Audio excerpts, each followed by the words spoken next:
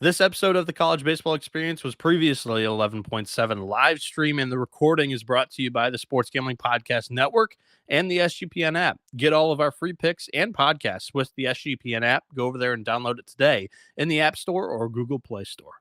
I think yesterday I didn't have my mic plugged in the whole time. Did I sound funny yesterday?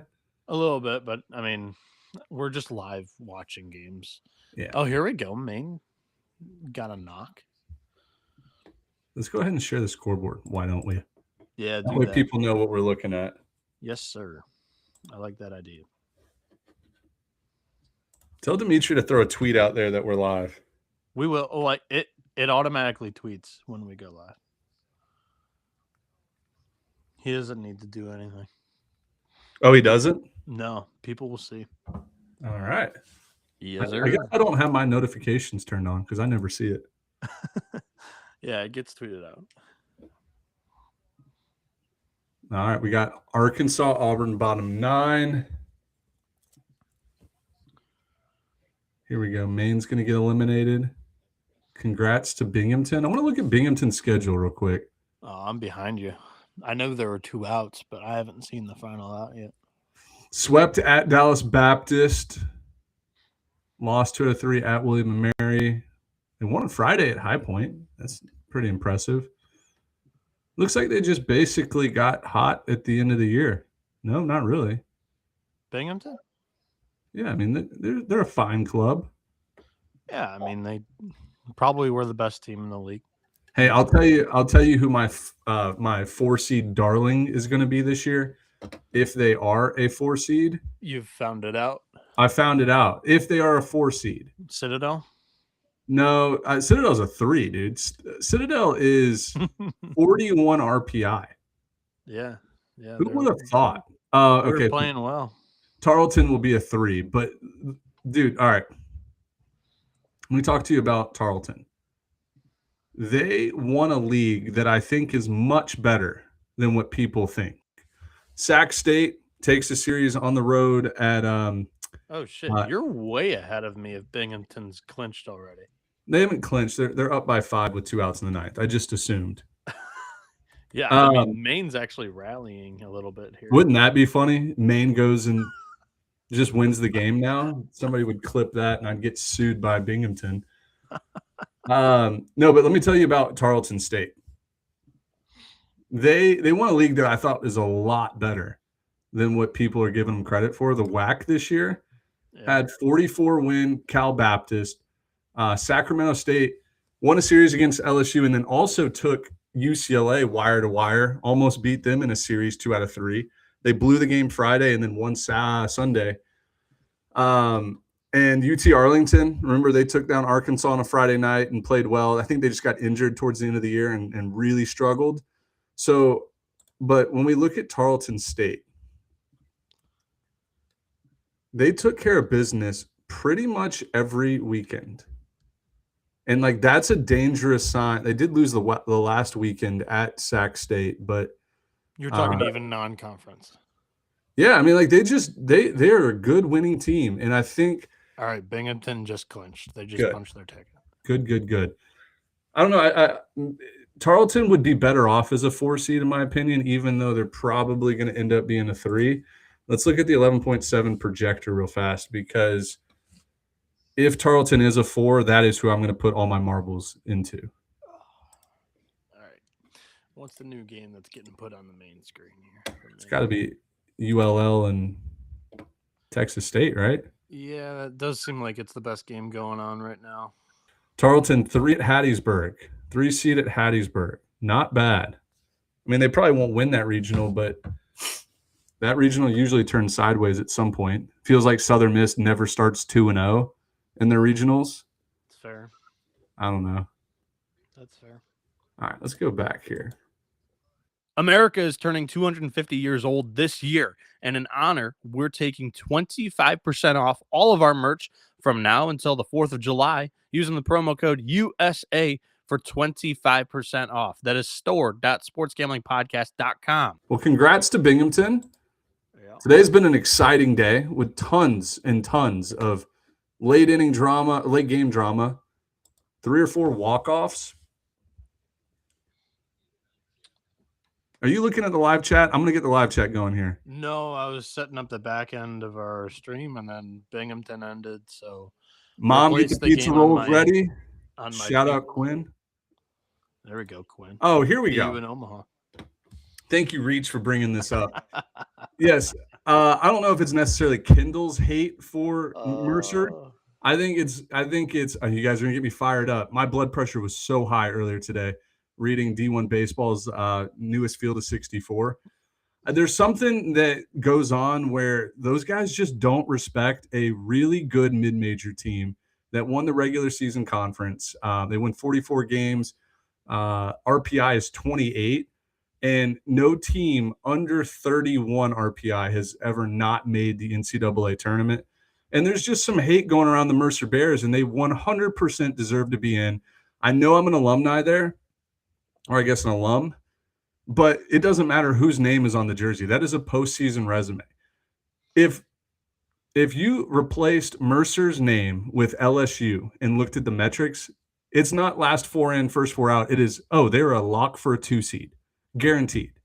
And no, we have to have the conversation of Mercer's on the bubble now because Citadel's the hottest team in America and ran through the SoCon tournament. Well, guess what? The Citadel's a really dang good team too. 41 RPI Citadel. So yeah, there's some Mercer hate on the timeline, and that's a real shame. They need to be better about that. All right, let's go through this chat here. Auburn top 4 seed. Y'all cry some more. Who said Auburn? Did we say Auburn wasn't a top 4 seed or something, Noah? No, I've been so high on Auburn. Yeah, I feel like if anything, I would have been like, yeah, Georgia fans can rightfully shit on me for doubting them, but Auburn, I don't yeah, you're in the wrong chat, Legend 24245. I don't know if we've ever given any Auburn slander on this show. Big fans. Last year we did. Yeah. Tyler King, what's up, Tyler? I need to revert my comment about Dimitri not being tech savvy and flip that to Ben not being tech. Oh, yeah, 100%. Dimitri does everything tech-wise. I am really bad with tech right now. I have not caught up with the times. What's going on? Sorry. Still. You're good. You're good. I'm talking to myself.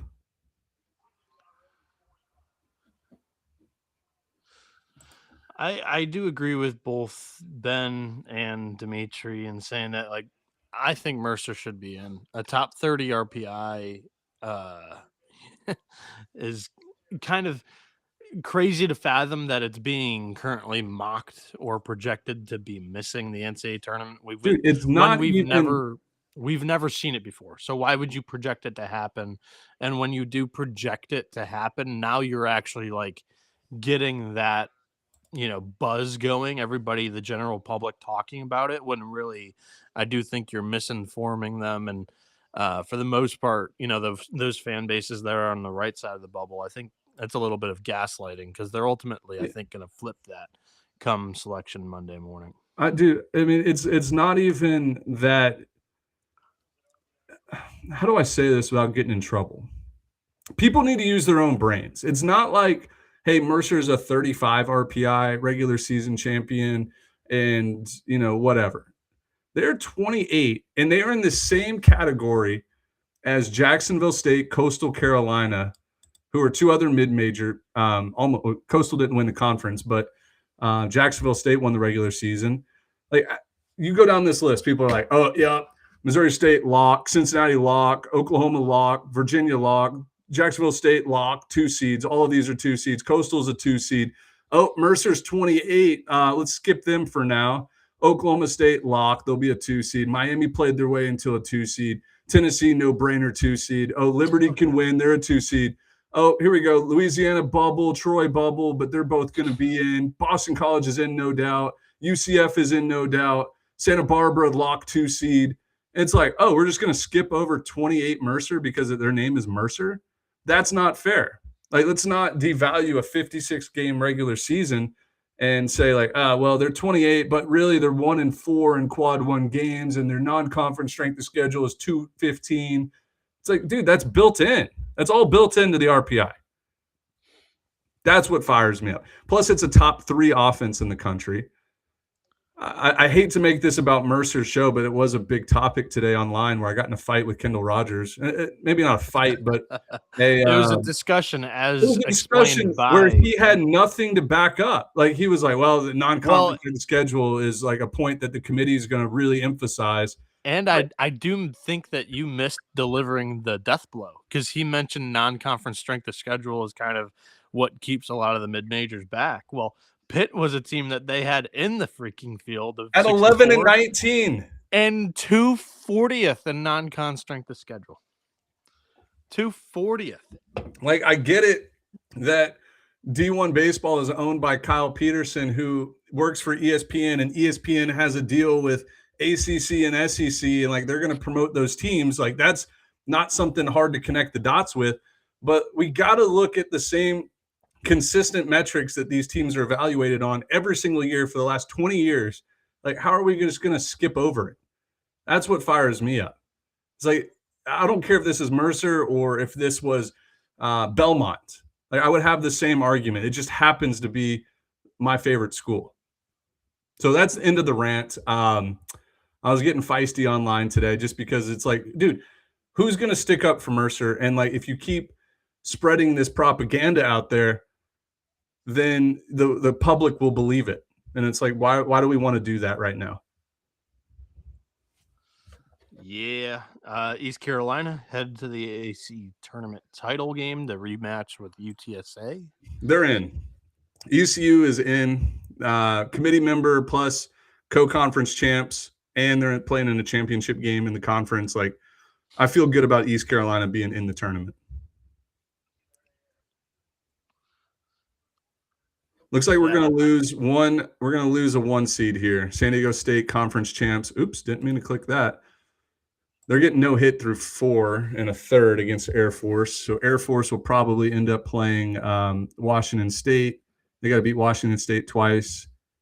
I'm excited to see Washington State potentially play postseason baseball. Another one for the Pac-12. Never forget. Yeah. Well, it's coming back next year, and Washington State will be back in it. Yep. Liberty, Missouri State doesn't mean a whole lot. I think they're both 2 seeds. Missouri State better RPI, but I think Liberty has a better DSR. Like, they're flip-flopped, if I remember correctly. Really good season from those two, and Jacksonville State. Conference USA was loaded this year.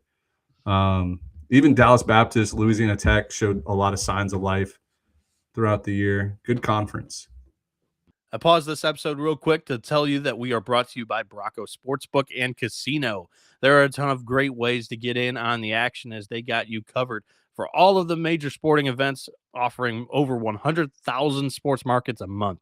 Bracco is available in a ton of states. Wednesdays are specifically for blackjack. Blackjack you can play on Wednesdays and get 50% of your losses back. Depositing and withdrawing is very easy. Money in, money out. It's lightning fast. Bank, Apple Pay, even crypto works perfectly. Get a free $5 and purchase match up to $100 at Bracco using promo code SGPN. That is Bracco, BRACCO, promo code SGPN. And the college baseball experience is also brought to you by Kalshi, a real money prediction market, legal in a ton of states. Kalshi has a ton of trading options for your favorite sports. New Kalshi customers can get $10 when they use the promo code SGPN. That's Kalshi, KALSHI, promo code SGPN. Kansas is going to be regular season champs and conference tournament champs. Congrats to the Jayhawks. Do we see a potential national seed with Kansas? No, I don't think the metrics are good enough for the Jayhawks there. Do not think so. Ah, there we go. There's our Binghamton tweet. I was waiting on this because we're running the Instagram account over there too. Yeah. We're going to lose Murray State tonight, the host of the Missouri Valley Conference. Yeah, I've got that on the left here. It is the 6th inning, but they are getting ran off the field. They may get run ruled next inning. So it's going to be Southern Illinois versus UIC, and I believe Southern Illinois has to beat UIC twice tomorrow. So Illinois-Chicago, great shape right now. Yeah, they can swing it, man. Mm-hmm. This is a winner-take-all game. St. Mary's, San Francisco, 5-1 in the 7th. That's a championship game too. I don't know if that's what you meant by that. Yeah, winner take all. Like San Francisco just beat them a few hours ago, so St. Mary's might punch their ticket here. Yeah, Coach Valenzuela looking to go back-to-back NCAA tournament appearances. Good for him. Yeah, I mean, a really nice bounce back because he's kind of ran out of Long Beach State, and I mean St. Mary's. I don't view them as like a baseball power, so to do that, I do think you're probably worthy of being a secondary or a tertiary candidate for that Grand Canyon job if that's something that interests him. Right here with Diego. They're beating Cal Poly right now 5-1. If they win this game, they have to beat Cal Poly again tomorrow. Yep. But they've played really well this conference tournament. Yep. All right. I thought so. They beat UCLA the third game of the season that Sunday, 8-7. I will say I've watched a ton of Big West baseball. I know Dimitri has too. It's like your late night craving of college baseball. I think Cal Poly would do a little bit better in the NCAA tournament, but I mean, credit to the Tritons. Well, I mean, they still might. Cal Poly could easily win this game, come back and win it, or win tomorrow. I was curious with UC San Diego because I didn't remember if they beat UCLA this year or last year. It's been so long. I mean, looks like they're right about 500. Nothing like too special other than that UCLA win. But that'd be another team like Tarleton State that transitioned up from Division II in the last 5 years, and this will be their first postseason if they win that. Yes, sir. How about Pine Bluff, the 8th seed in the SWAC, knocks off Bethune-Cookman twice. Is that the title game that's going on right now, Pine Bluff? It's not. Nope, it's not. So Pine Bluff has to beat Alabama State twice. They have to beat them tonight and tomorrow. And then the championship game is single. It's just like a one-game championship, and it's going to be Florida A&M versus either Pine Bluff or Alabama State. All right. Sounds good. Longwood High Point. High Point lost earlier today to Upstate, so Upstate's in the driver's seat. High Point has to win this game. And the Big South has kind of been screwing their teams this tournament with waiting all day at the fields. Now they're changing locations and playing. They're playing at Gardner Webb. Right? At Gardner Webb. They didn't know if they were going to televise the game or not, and then they ended up deciding they would. So they only – I was watching the game for the first 4 or 5 innings. They only had a grandstand camera behind home plate. Nothing else. Pathetic. But they did add a center field camera. I think it was the 6th inning. But yeah, it was like Upstate High Point. How do you not watch that game? And then it's only a grandstand behind home plate camera. It was hilarious. Yep. The weather bug has been nationwide. That was going to be a point that I was looking to make when we do our NCAA tournament live reaction show. It's like every year you kind of have the story of, oh, this team, absolute warriors, they won this game at 2 a.m. because of weather delays in this tournament. No, you know what? A lot of these mid-major tournament winners, guys, this year, they've all got thick skin. They all are kind of battling because weather swept through the entire country this weekend. Yeah, it was. Name me a tournament that hasn't had a weather delay this year. Crazy. Maybe out west. That's my only guess. That's all right. So it looks like Oregon. I was reading the chat. Maybe I'm behind a little bit. I mean, either way, Oregon's up 8-0 with an out in the 9th. Okay. I think Nebraska will still host. We'll see. Oregon has definitely played their way into a hosting picture. I believe they will host and Oregon State will not. It would be hard to believe both Oregon and Oregon State would host. But I think Nebraska will probably fall in that like 12 to 15 range. Oregon 14 max, 16 minimum. I think they'll both end up hosting. Alrighty. I do think I struggle to see Oregon. I said this last night too. I struggle to see Oregon hosting if they don't win the Big Ten tournament, only because you look at it and Mississippi State's the only team that's not playing currently. You got Arkansas who's playing. You have who was the other team? We literally just talked about it in the group chat. What's your question? Not a question, just a statement. Arkansas, Kansas, and those two were kind of on the outside.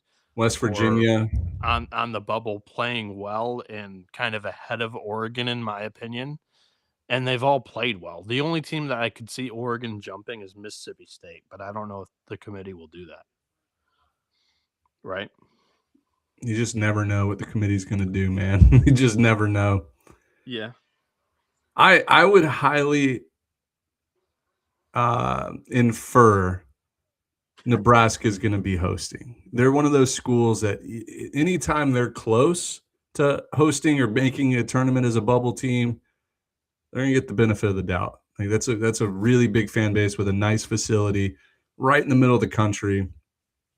I bet Nebraska. All of these teams are deserving and have big fan bases and, would be great hosts. Like the four teams that I think are in that inclusion of the 14, 15, 16, and 17th overall seeds. Mississippi State, it's the dude, duh. Yeah. Arkansas, it's Baum Walker, duh. Kansas has a massive, massive basketball fan base, and the baseball fan base has been grown like grassroots this year, and it's been rabid in the student section. I think they're also going to be double champs, double Big 12 champs. Yeah, I think they would have a good showing in a regional, and Oregon's hosted a couple of regionals or super regionals in the past couple of years, and their fan bases showed up to those games pretty well. So it's going to be a pretty spread out, like nationwide regional hosts, if you think about it. I love it. You have the two you'll have two West Coast with Oregon / Oregon State and UCLA. You'll have two Midwest, Nebraska, Kansas. Then you have like Arkansas, Texas, Texas A&M, Mississippi State, Auburn, Alabama, Georgia, Georgia Tech, West Virginia, a little bit north, Southern Miss. I don't know. It's just there were a few years there where it was so densely populated from North Carolina to Texas. Yep. That little southeast window, it kind of got annoying. Yes, I agree. I think that we've seen the West Coast really step up because they were in a little bit of a rut there, and the West is kind of back. You saw last year 3 teams made it to Omaha. This year you've got 3 teams, 4 teams-ish, if you want to include USC in that fight, but they shouldn't be a host when it comes down to it. But you had 4 teams probably in the top 20 this year from the West. So, yeah, I think they're holding their own, and it's helping out. And West Virginia is going to host. That's a Northeast regional in the country's footprint. So I like that too. Yeah. Trying to look. Dude, this bubble is so spread out. It literally goes from... I think it's weak. I mean, it's weak. If you want to throw Mercer in the bubble, it would go from 28 RPI to the low 50s. Probably NC State at 52 will be one of the first 4 out. I would love to get your... All right, now that I got our Instagram post up for Binghamton. Thanks for doing that, by the way. 10K on Instagram. That's huge. Yeah, just crossed that today. Very cool. I'd love to gauge your read on of these bubble teams that we're talking about. Texas State, Louisiana, Troy, Kent State, Miami, Ohio. They're kind of going to get left out of here, but East Carolina, UTSA, NC State. Of any of those teams, do you think you could see them winning 3 or 4 games in a weekend if they play 4 or 5 games? Yeah, you do. Who of that group? I think you could look at TCU, as a team pitching wise that could get it done. Health is going to be the biggest factor there. Other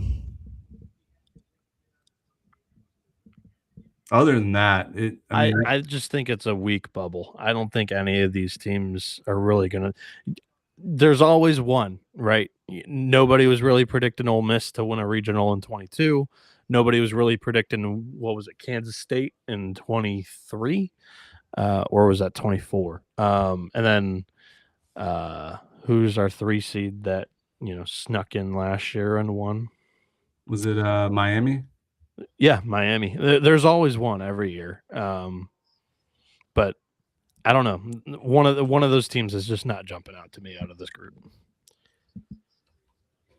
I need to get a better visual because, this, Noah. I'm not telling you anything you don't know, but it really depends on the bracket, right? Like there's the regionals are not evenly distributed sometimes, and you get a lousy 4 seed in your regional where you can pitch off, like you can take more risks. If this was the bracket here, let me zoom out. I don't think we can see everybody yet. Hopefully. So go up to your top here where we can look at the bubble teams real quick. All right. So as of right now, Louisiana, Troy, TCU, Texas State, last 4 in, and then we've moved Kentucky, NC State. Well, UTSA is going to end up, I assuming, beating East Carolina once before they beat them twice. So they will be in, and then you could probably substitute East Carolina back out. I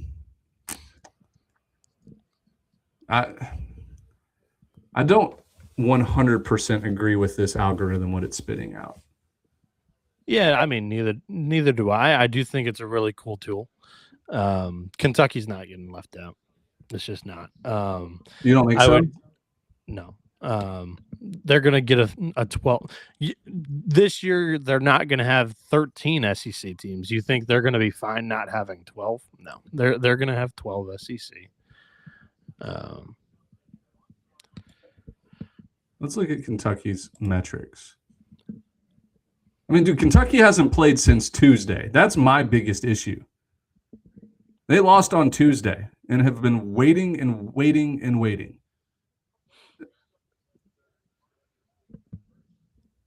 Or did they lose on Wednesday? They might have left. They might have won. My days are all screwed up now. No, they lost on Tuesday. They lost on day 1 in Hoover. Okay, Hoover started Tuesday. Sorry, yeah. My dates are all mixed up. I was like, that sounds right, but I don't remember. All right, we've got action in Murray State, Southern Illinois. Racers just crossed the plate for the first time. Bottom 6, bases jacked, 1 out.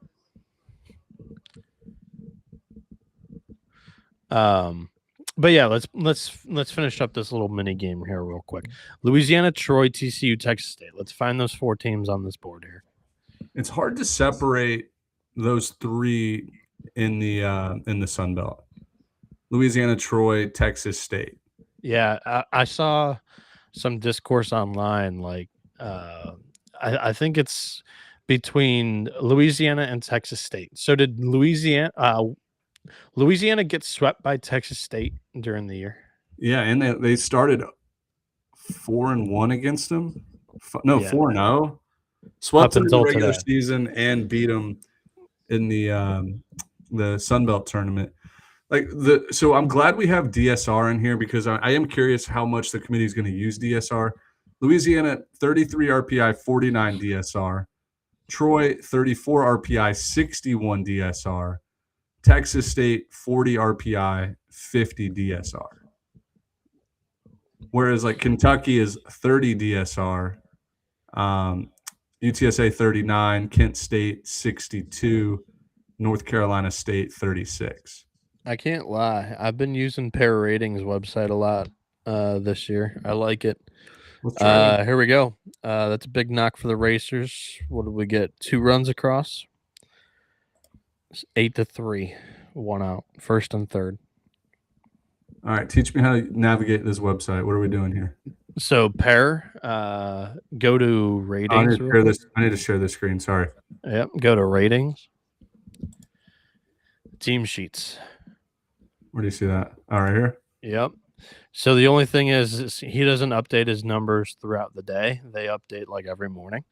So you just got to know that RPI, the KPI, DSR fluctuate or whatever.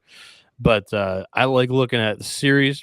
I like looking at strength of schedule. I like looking at all three RPI, KPI, DSR, and he's even got the average of the three. I like the series tab here. I love the series tab. So the only thing, like, Kentucky 6-8-1, and they went 4-0 in the non-conference against some cupcakes. Correct. The only thing, like, and I'm sure Pear knows this too, is like I would love those metrics to be live. That's the only knock against it. Everything else, I think this looks great, and I would love Dimitri to do something very, very similar. But you know, I'm putting more work on Dimitri's plate than there already is. Don't you just love passing things? I know. Here, you take it. Yeah. Yeah. Are there any like serious outliers here in this like average ranking? Yes. Yeah. It's very serious. Who was it? I'm saying like as far as like bubble teams, like UTSA down here at 45, Troy at 47. Other than that, like I don't think. What's your question? So like average. That's in the average tab. I thought you were talking to like an outlier and RPI that's good in average. No, I think your average tab should have everything average. There shouldn't be an outlier. No, I'm saying like an outlier bubble team. So if, for example, East Carolina was at 62, whereas like all the other bubble teams start at 46, 47. You see how they're all kind of grouped together averagely? Yeah. Not a ton of outliers, though. No, there shouldn't be. It's an average. I'm very curious on like what the selection committee is going to do. Very curious. Because, I mean, we could say the bubble's weak, but it's also hard to separate some of these teams from each other and have to make those tough decisions. Yeah, Blaze Rodriguez. He's a freshman, I believe. If he's not a freshman, he's a sophomore, but he's young. His dad is my brother's boss at Rawlings. Oh shit! No way. Yeah. But yeah, I remember specifically on Louisiana because I wrote up the Sun Belt and the Dime Report, and I was like, man, a freshman who's like gonna walk in and be the starting shortstop for Louisiana. I was looking at it, and I was like, Deggs has never really had a finish outside the top 4 in the Sun Belt. But if there was ever a team that like kind of stumbles early in Sun Belt and then they pick it up throughout the regular season, I think I wrote this too, like because they had some injuries that they're recovering from. It would have been this year's Raging Cajuns, and they're playing well right now. Yeah, dude, they're in the tournament. I would lock them in. That's a huge fan base. I can't say I'm locking them in, dude. I don't love using those terms with these bubble teams. I know. Let's look at their resume real quick. They beat the good teams and play down to their competition. And I'm actually okay with that. I believe. You know, they lose an extra inning games to Missouri State to open the year. They salvage Sunday. That's fine. Missouri State, 22 RPI, real good team. You know, they take 2 midweeks against Kansas State, win that weekend series against UC San Diego, win the series at Dallas Baptist. So, and then they get swept by Texas State. They lose 2 out of 3 to Monroe, lose 2 out of 3 to James Madison. You're like, oh, the season's over. You just lost 3 straight weekends to lesser competition. Nope. Series win against Southern Miss, lose the series at Troy, win the series against Arkansas State, sweep, win, and then they finish the regular season with a weekend series win over Coastal. So it's like I feel like they're going to be in, especially if they play in a Sun Belt championship tomorrow. Like I think they're in. Texas State, I know, has they swept Louisiana during the regular season. So, like, you got to think they might be in too. That's why I'm saying it's hard to separate these Sunbelt teams. There's not an equal divide. I agree. I agree with that. No doubt. It's a good conference. Last year they got 2 bids. They were both hosts. No at-large. Forgive me for interrupting this episode to tell you that we are brought to you by Underdog, as they have you covered for Pick'em for almost every sport, including college baseball, and their strikeout player projections. Underdog has just increased their payouts. 2-pick entries now pay 3.5x, and 3-pick entries now pay 6.5x your entry fee. Underdog's got a brand new offer for new customers. Play just $5 and get $50 in bonus funds when you sign up with the code TCESGPN. That is promo code TCESGPN.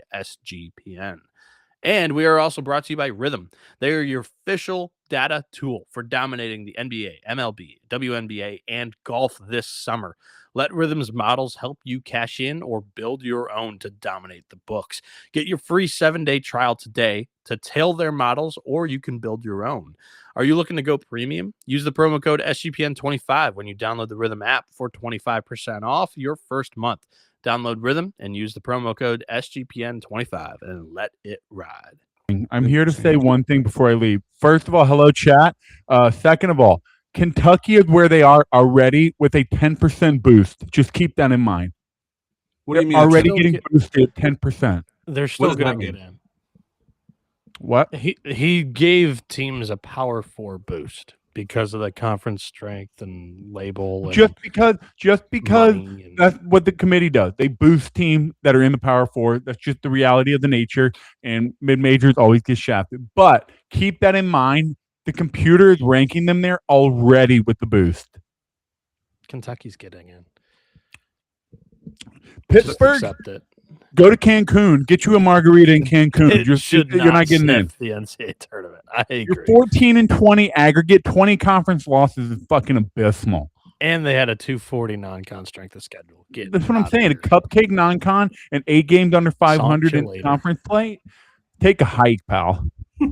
You're coming in guns a-blazing. Anyway, that's all I have to say. I'll see you guys later. St. Mary's getting ready to punch their ticket. Louisiana's getting ready to punch their ticket to the Fun Belt title. Yeah, we got a couple of games going final here. You see San Diego's about to force a winner-take-all Big West. Excuse me, 2-bid Big West. See you guys later. I'll catch you on the other side. Dimitri, St. Mary's, too. I don't know if you said St. Mary's, did you? St. Mary's about to punch their ticket. Yep. See you later. See ya. Bye. Hey, why isn't Santa Barbara? I don't agree with this, but hey, Murray State's doing work here. Are they really? Hold on. Bottom 6, they're down 8-3. Bases still loaded and still 1 out. Oh no! Could you imagine? I'm watching it like 7-8. Huh? I think they just hit a bomb. No way, Ben. You were right. That thing is ahead sometimes. No way. Grand slam. Dude. Oh, it was a hanger. No way. He blasted it over the scoreboard. No, it hit the scoreboard. Down 8-0 in the 6th, and nope, we got a brand new game, and they're the home team, and they're the host team. Yeah, the place is going nuts, dude. This is so cool. They earned this, by the way. Yeah. Everything that they did last year, they earned the right to host and have all these fans here. Because if they were hosting, they didn't make that run, I guarantee you that's probably like 2,200. There's like 6,000 fans here. That place is packed. They went through stadium renovations, or I guess turf renovations and some stadium renovations in the middle of the season. They were playing at a D2 site like down the road for some of their home games. That happened fast. It was 8-0 5 minutes ago. Yeah, I told you, keep an eye on this game here. You know who's probably hating this right now is Illinois Chicago, being like, ugh. We're going to get a rejuvenated Murray State team tomorrow, and they have to beat us twice, but, like, don't let them win the first game. Yeah, I mean, if you saw that UIC Murray State game today, I mean, that was a nail-biter. Yeah. I think it was like 6-5 final Flames. Yeah, we're going to get some games tomorrow. Let's see what's on the schedule for tomorrow as of right now. At the end, we're going to pick all of the remaining leagues. All right, here we go. All games. Let it load. So the SWAC will have Pine Bluff, Alabama State. Winner has to play Florida A&M. Troy Southern Miss, 9 a.m. local time, 10 a.m. Eastern. Winner of that will play the winner of this Texas State Louisiana game for a championship. Why are they doing it so early? You got the entire day. I think you schedule it early just in case there's more rain that comes. East Carolina, UTSA. Carolina's got to beat them twice. VCU, Rhode Island. VCU ended up winning that slugfest today, huh? Yeah. All right, it was. So that's I believe Dimitri labeled it an ugly game with all the runs scored. Yeah. Is it Creighton St. John's for a championship tomorrow? Yes, sir. Creighton has to beat them twice? Yep. All right. North Carolina, Georgia Tech is going to be must-see TV. I hope both teams go all out. I mean, this is only their third game, so they have pitching left. Yeah. That's going to be a great game to watch. Let's see. Upstate plays the winner of High Point and Longwood going on right now. Northeastern beat Campbell today, right? So this is winner take all? Yeah. Dimitri just posted the Murray State Grand Slam. Dude, did you watch it? So did you have it on the screen? No. I saw the scoreboard just switch. Watch this clip. There are so many fans there. It's incredible. Even Dimitri mentioned like Johnny Reagan, the rocking. The whole town of Murray. Let me look this thing up. No joke. Like around the elbows of the stadium, the berms are full. There were a couple of canopy tents. It's loud. Oh yeah.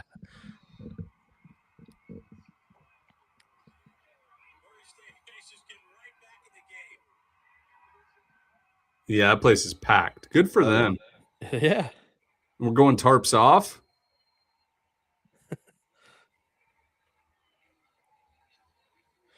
San Francisco doing work. Bottom 8. First and second, nobody out against St. Mary's here. Oh, heck yeah. Go Murray State.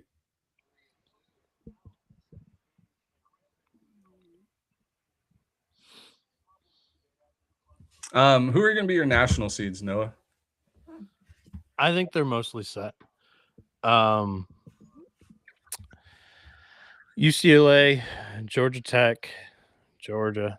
I don't know if this is my order, but these are the teams: UCLA, Georgia Tech, Georgia, Auburn. And then we've got Texas. We've got North Carolina. They're higher. I knew I was going to do that with one of these teams. Florida, and I think I would have Nebraska lost. Southern Miss?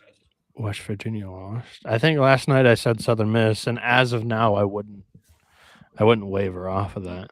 I would go Southern Miss. I mean, they have a committee member. I sound repetitive, but they do have a committee member.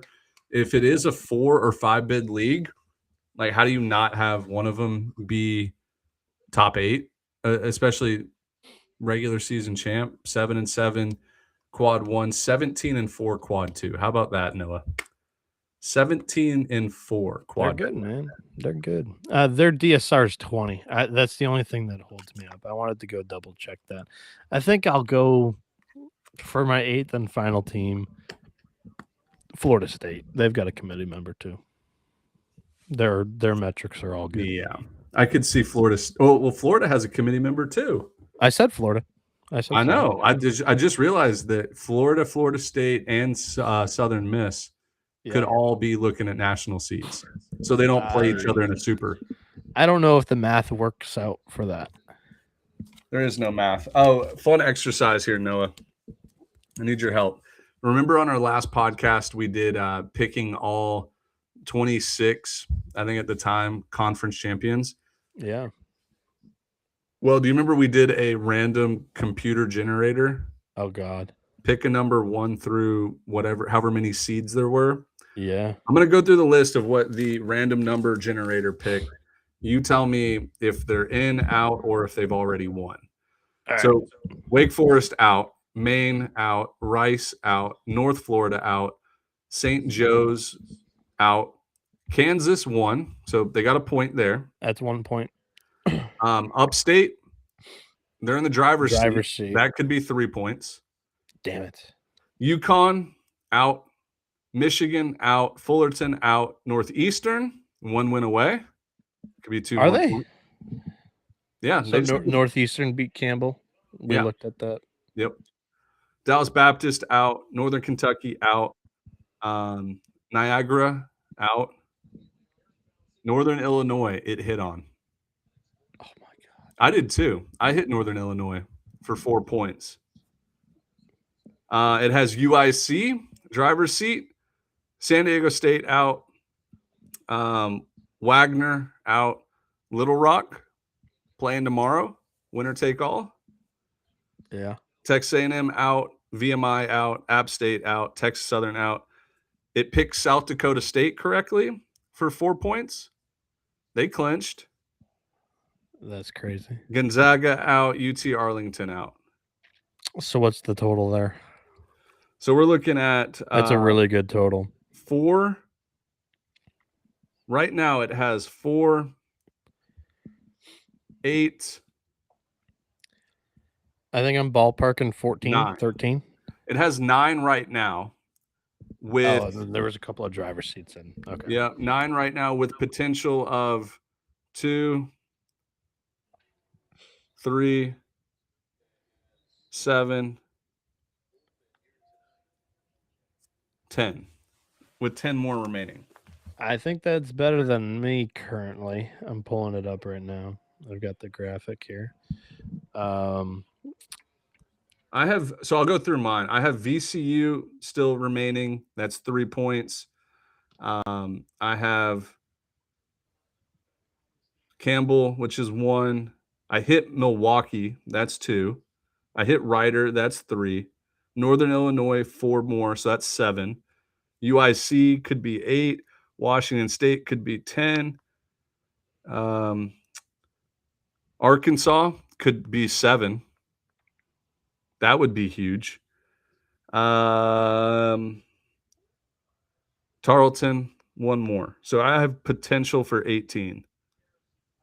Oh, 19, High Point. They're still in it. My picks are a disaster. Just a bad year for me, picks-wise.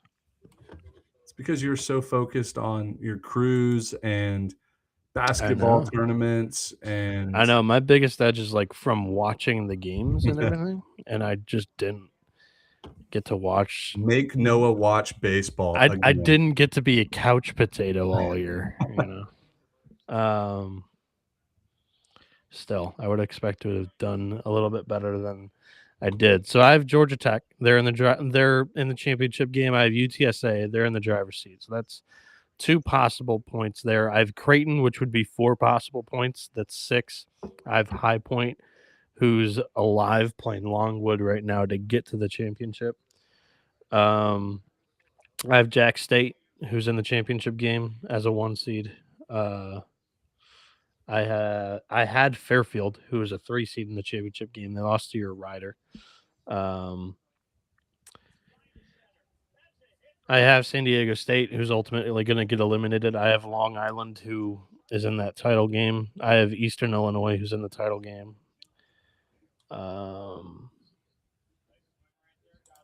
ORU lost on the title game. So I think I've got multiple teams in, but my strategy was just like lower seeds get the quantity, and I just didn't get quantity. I think I'm going to finish single-digit points-wise. Hey, San Francisco's cooking right now. Yeah, man. Yeah, they're doing the same thing Murray was last inning. And Louisiana just did a 3-run bomb. Oh, really? 7-2 Cajuns. Welcome to the championship. There we go. Yeah, it's on my Cajuns Southern Miss or Cajuns Trojans. Trojans. Cajuns. Trojans. Trojans. Huh. Yeah. I think the Cajuns would prefer Southern Miss. That way, I just saw it. Just went over the fence. That was a big bat flip. That is a big bat flip there. Yikes. I literally just watched it live. Are they reviewing? Are they looking at or talking about it? Dude, they shouldn't. I mean, because then he could get suspended next game if he gets ejected. Like, it's fine. Let it go. I agree. But yeah, that was a really good bat flip.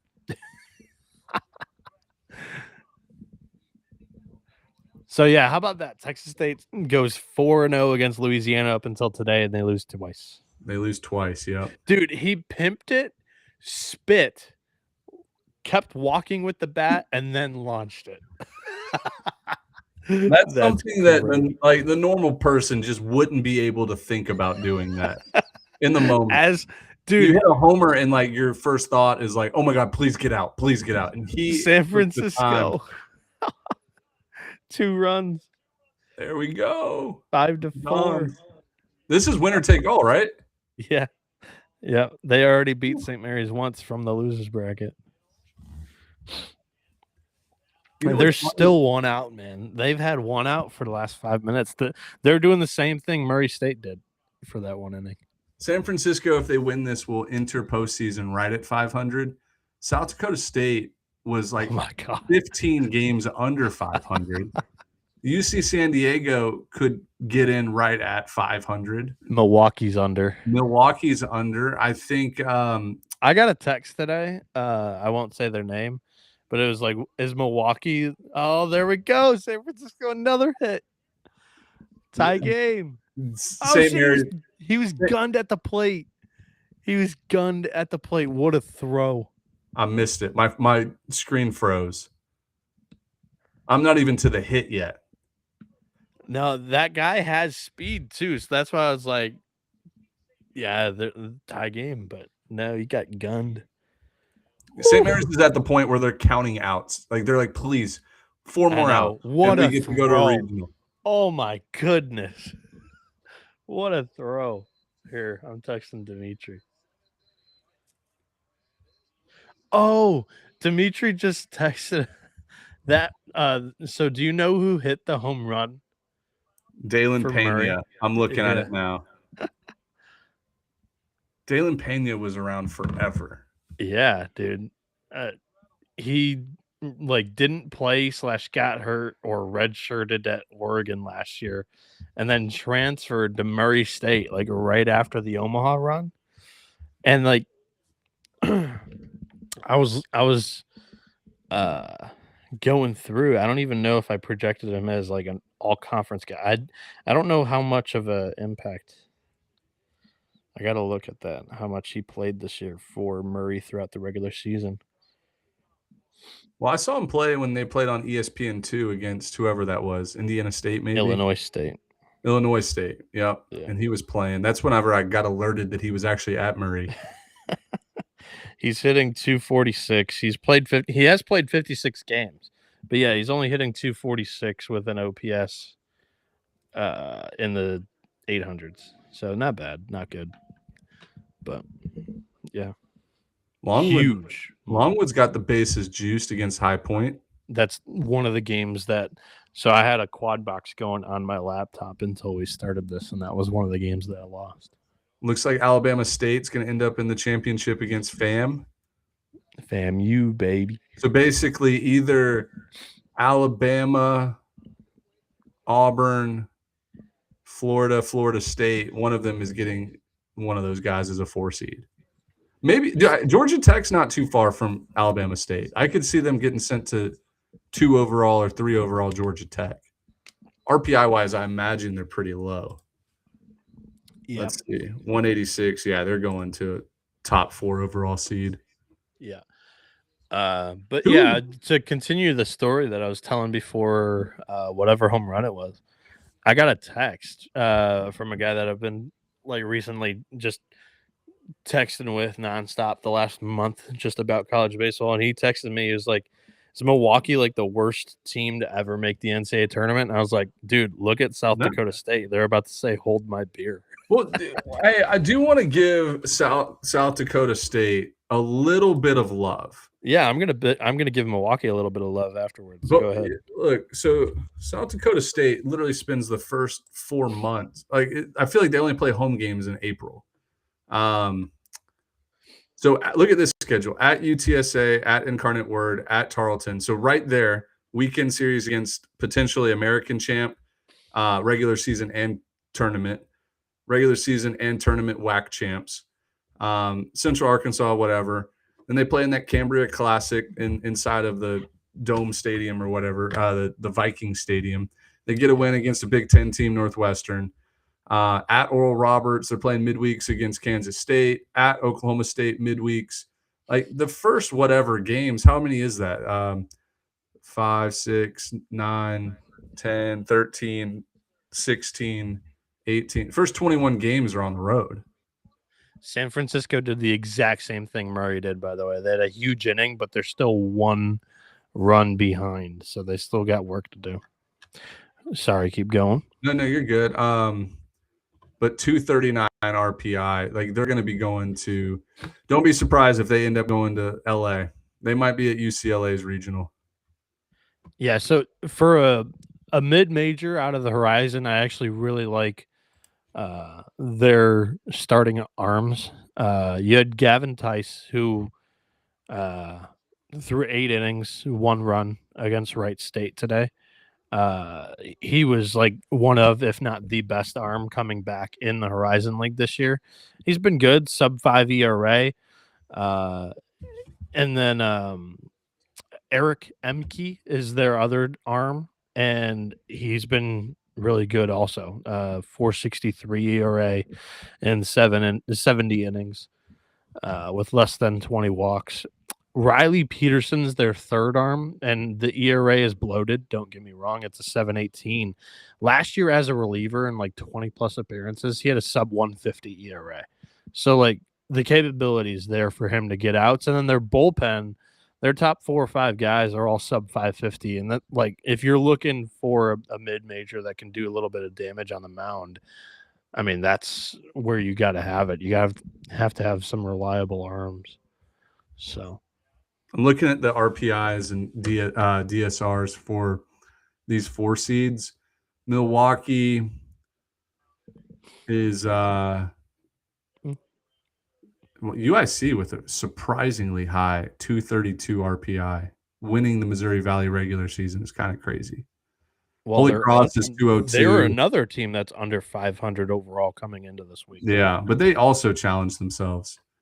South Dakota State is 275 DSR out of 308. Did they challenge themselves? I don't remember really being blown away by their schedule. Let's look. I can't lie. Go and pull their schedule up real quick. I just think they're a team that like turned it up a notch in conference play. Well, let's see. Let's look at their schedule. At Incarnate Word, at UTSA, at Sam Houston, at Tennessee Tech. Incarnate Word missed the conference tournament. Sam Houston was like a 9 seed in a 10-team league. Yeah.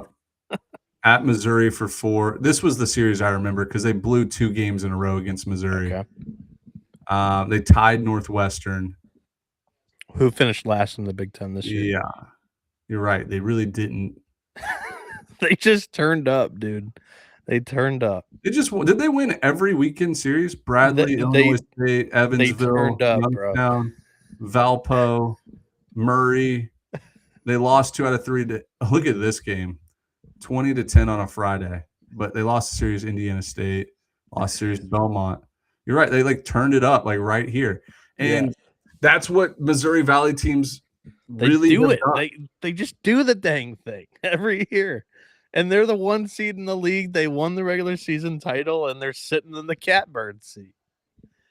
That's crazy. Did we just miss a home run for Texas State? 7-4 now. I have not, because it's still on my screen. I'm like probably a half minute behind you, I guess. I just saw the chat. I'm not watching it. My ESPN froze. So nope. Yep. It got out. It was shoe tops. That 3-run homer for Pena looks good now. 3-run lead for the Cajuns. Do we get another Sun Belt late night? Who? No, Pena was Murray State. Or I'm sorry. I had Texas State on the mind. He used to be a Texas State. Yeah. I'm mixing it all up. Formerly a Robert Cat there. Yes. My point was, are we going to get another Sun Belt blown game late night reaction like we had last night? Dude, that was unbelievable. And then Attack Eagle clipped Dimitri saying 5-bid Sunbelt, 5-bid Sunbelt. And then I like murmured and he kept it in. Game's not over yet. What? He just cuts to the grand slam. I looked like a king in that clip. Just don't walk this guy. It's 3-1 count now. You can't walk the next guy after a homer. You're 4 pitches out of me. Sorry, I won't spoil it. No, you're good. You're good. Here, I'll watch on my phone. It probably won't freeze then. No, go ahead. We'll watch together. I'll scroll down. Well, the chat can still look. Yeah, they're going to be. Chat was early on it. That's what happened there. Let's get this pulled up. Sunbelt game. San Diego State just put up a 3 spot.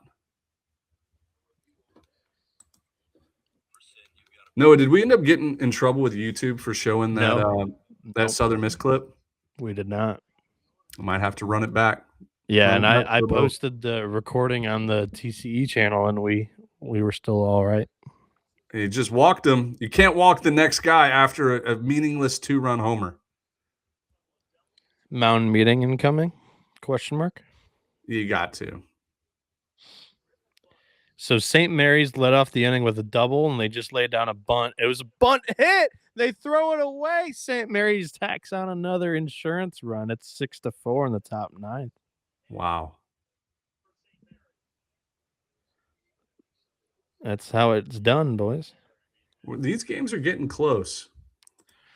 They were all kind of blowouts for a while. They were. We were jumping on. I was making a joke. Like, yeah, we got a couple of games that are really belt to ass tonight. We had Southern Illinois 8-0. We had Louisiana 7-2. We had it was St. Mary's 5-0. Air Force 5-0. UC San Diego in Big West terms 4-1 is a mountain to climb. Oh no, Longwood just put up a 4 spot against High Point. Watch out, eyes on that game. I got the score pulled up right here. Yeah. The Lancers, I think, were the 6th team. I think they were the last team in the Big South tournament, and they're about to go to the championship to face Upstate. Who's their coach again? If Ray I remember, NOE. I was like, if I might be thinking basketball because their basketball coach 1 was in his first year, 2 was super young. Do you know Longwood's coach for basketball? No, for baseball because I think I just confused. Ray, no, I just said it. I know. Do you know how long has he been there? This is probably his 3rd year, if I had to guess. Okay, so that's not too bad. I think I was remembering basketball. Yeah, but this he looks young. Okay, so maybe I wasn't too far off. Because, yeah, they hired like a 28-year-old basketball coach. Noah's in his he was hired in 24, so it's his 2nd season. No, hired in 24. Oh, like, okay, I'm sorry. I was thinking 24 season, 25, 26. So, yeah, 2nd season. Yeah. No, so maybe I did remember correctly, and I didn't trust myself. But, yeah. It's a tough place to win at. Farmville, Virginia ain't a place. It's not a destination city. No, dude. Yeah, it's a hell of a coaching job is what I was going to say before I questioned myself. Yeah. So let's read into this real quick. Hold on. Kyle Bergeron just said the AAC is winner take all. I did not know that. Yeah, it's the 2 winners of the pools. And then from there, they like it. Actually, no, it wasn't pool play this year. Why is UTSA in the driver's seat undefeated? ECU lost to them, and now ECU. That's very Little League World Series because I hate how the.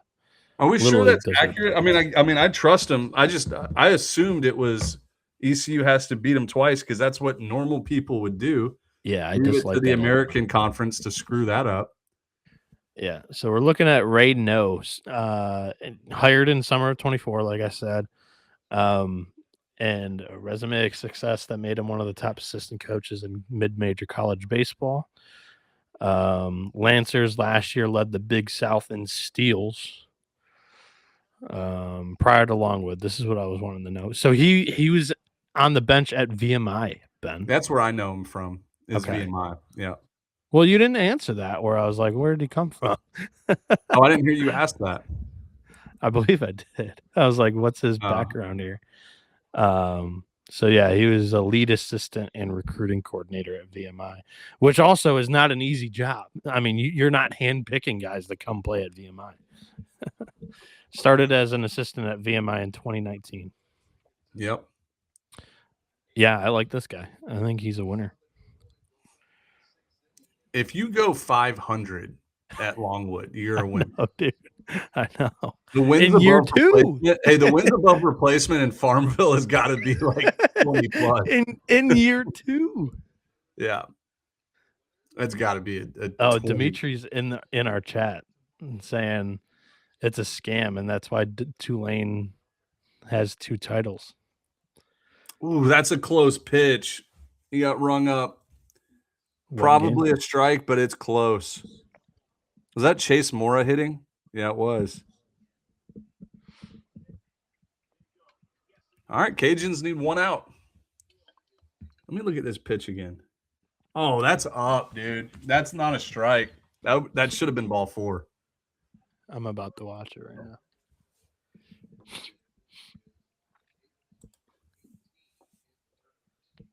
All right. Can the old Robert Cats get a 2-out rally? Strike 1. Best pitch in baseball. It's throwing me off. They're playing this at Troy, by the way. My brain right now is saying Troy is playing this game, and it looked a little high and it looked a little in. That's tough. So I'm about to drop a bomb of a question here. This would be really cool if it happened. I'm just Googling it and searching on Twitter. That's the same pitch right there. That should have been strike 3. Before I say something. Don't be scared. Let it rip, dude. We're live.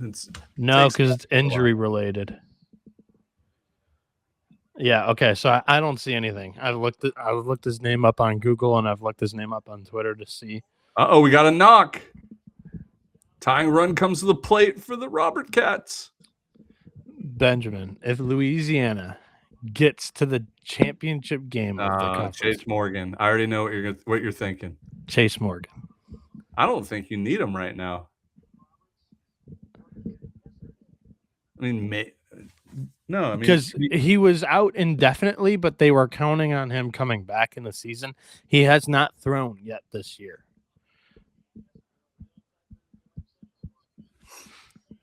All right, this is the guy you want at the plate right now for Texas State.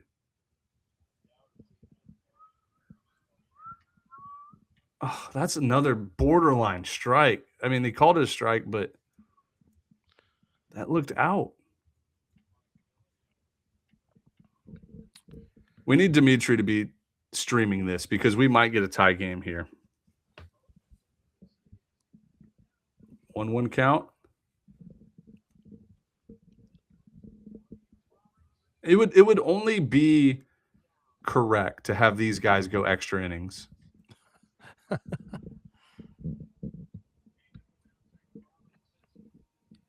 Oh, left it middle, fouled it back. Down to the final strike.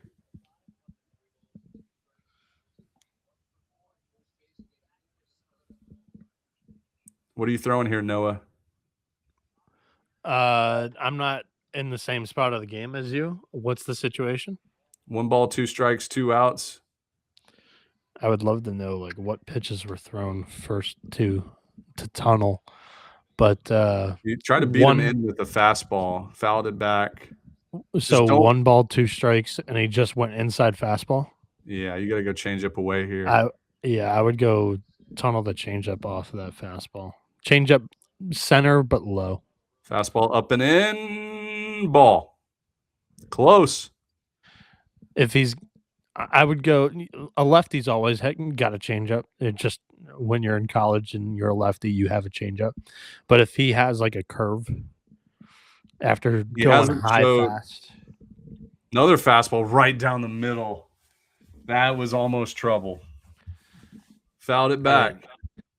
He must be really confident in the fastball that he's just going to that in a payoff pitch situation 3 times in a row. Now the fact that like the hitter's going to think that you're going to switch off of it, I think you pound him in again.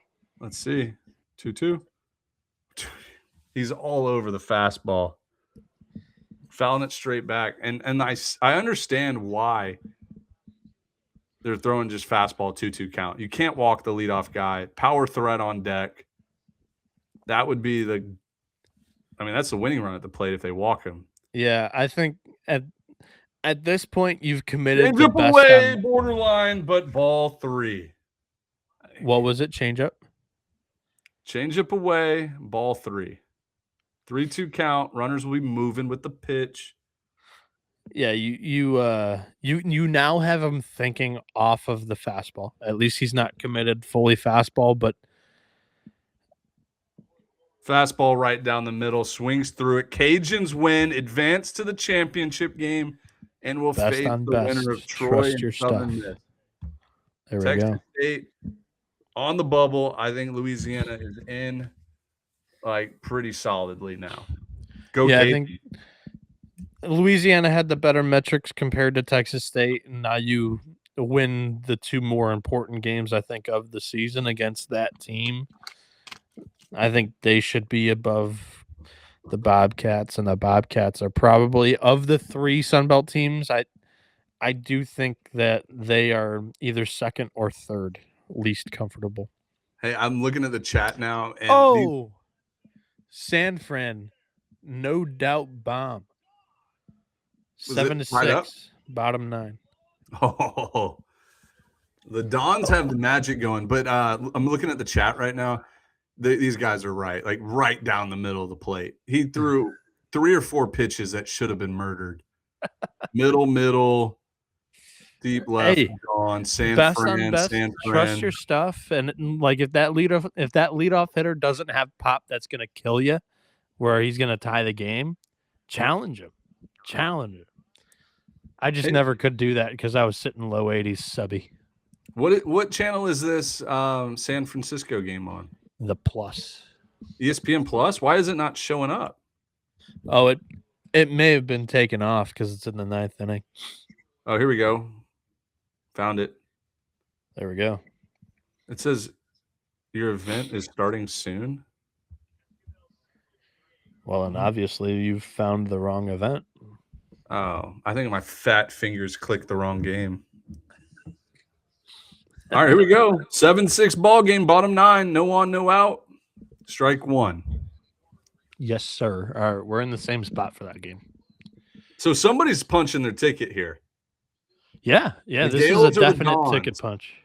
Hey, we need to, Dimitri, if you're listening, we have to call this game the grandparents game because Gail and Don feel like an old person couple. They live in the middle of Oklahoma, same house since their childhood. The Gaels and the Dons. Dons over Gaels. Gaels over Dons. They win the grandparent game. The grandparent bowl. Oh, we got ice. Mr. and Mrs. Don and Gail Francisco. Mary. The Dons and the Gaels. Great uniform matchup. I like San Francisco's logo and their white jerseys. These are nice. All right. Murray State got out of the top 8th. They're grabbing the sticks. UC San Diego pouring it on Cal Poly. 3 spot. Turn that game off. like I said, 5-1 in the Big West is a mountain of a hill to climb. Strike 3. Sit down. St. Mary's 2 outs away from a regional berth. Come on, Gaels. Is that back-to-back years? Yeah. I talked about that probably 20 minutes ago, right? Because Valenzuela is the old Long Beach State coach. There we go. Yep. All right. It reminds me now. I was like, I remember them in a regional last year. Yeah, they won a game. They beat Oregon. Mm-hmm. Oregon would love to host a regional again. That way they can avenge that, by the way. Because that was a shit show. Routine. 1 out away for the Gaels. 2 down. 4:30 to dead center there. Same 1 down, 2 to go. That was what the defense is? 430 feet to center field, yeah. I mean, it is Arizona, but still. All right. Down to their final out. By the way, I do think this is a different park because last year the WCC tournament was It's always played in Vegas. Yeah, and there's a pool in the outfield. This year they're not on that same field. Scottsdale, I believe. Strike 1. Got the inside call. I mean, we're at the 7-hole who has 1 homer on the year. You don't have anybody on your bench that's a power threat. Ben, stop.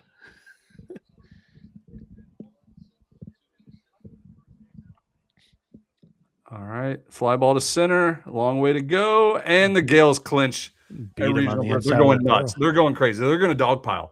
Get on the ground. They're not getting on the ground. Yeah, there they go. They're getting on the ground. The big man went down first. Dog pile. Oh, man, don't go spikes up. Come on now. Be smart. They're grabbing butts right now. Look at them. I know. The 5 seed, St. Mary's Gaels, back-to-back West Coast champions. Congrats to them. They'll end up Coach Valenzuela. Do you think they're going to end up at UCLA? Let's see what their RPI I don't know. They're a North Cal team, so I think they land in Oregon State, or they did go to Oregon last year, so I don't know if they'll do that again. 141 is going to be probably middle of the pack 4 seed. Oops. I think my guess is St. Mary's gets shipped to Texas, like Texas A&M, one of those two. I hope so. Like, you know, you look at Tarleton State and Lamar, and people are like, guaranteed one's going to College Station, one's going to Austin. Yeah, and there's like you got Southern Miss who can host one of those two. You got Mississippi State. You know, those are short trips for both Tarleton and Lamar. Maybe not less so Tarleton. Tarleton's West Texas, right? Oh yeah. But so Tarleton's got to land in probably Austin. St. Mary's goes to College Station, and then Lamar, Southern Miss. The Southern Miss, yeah.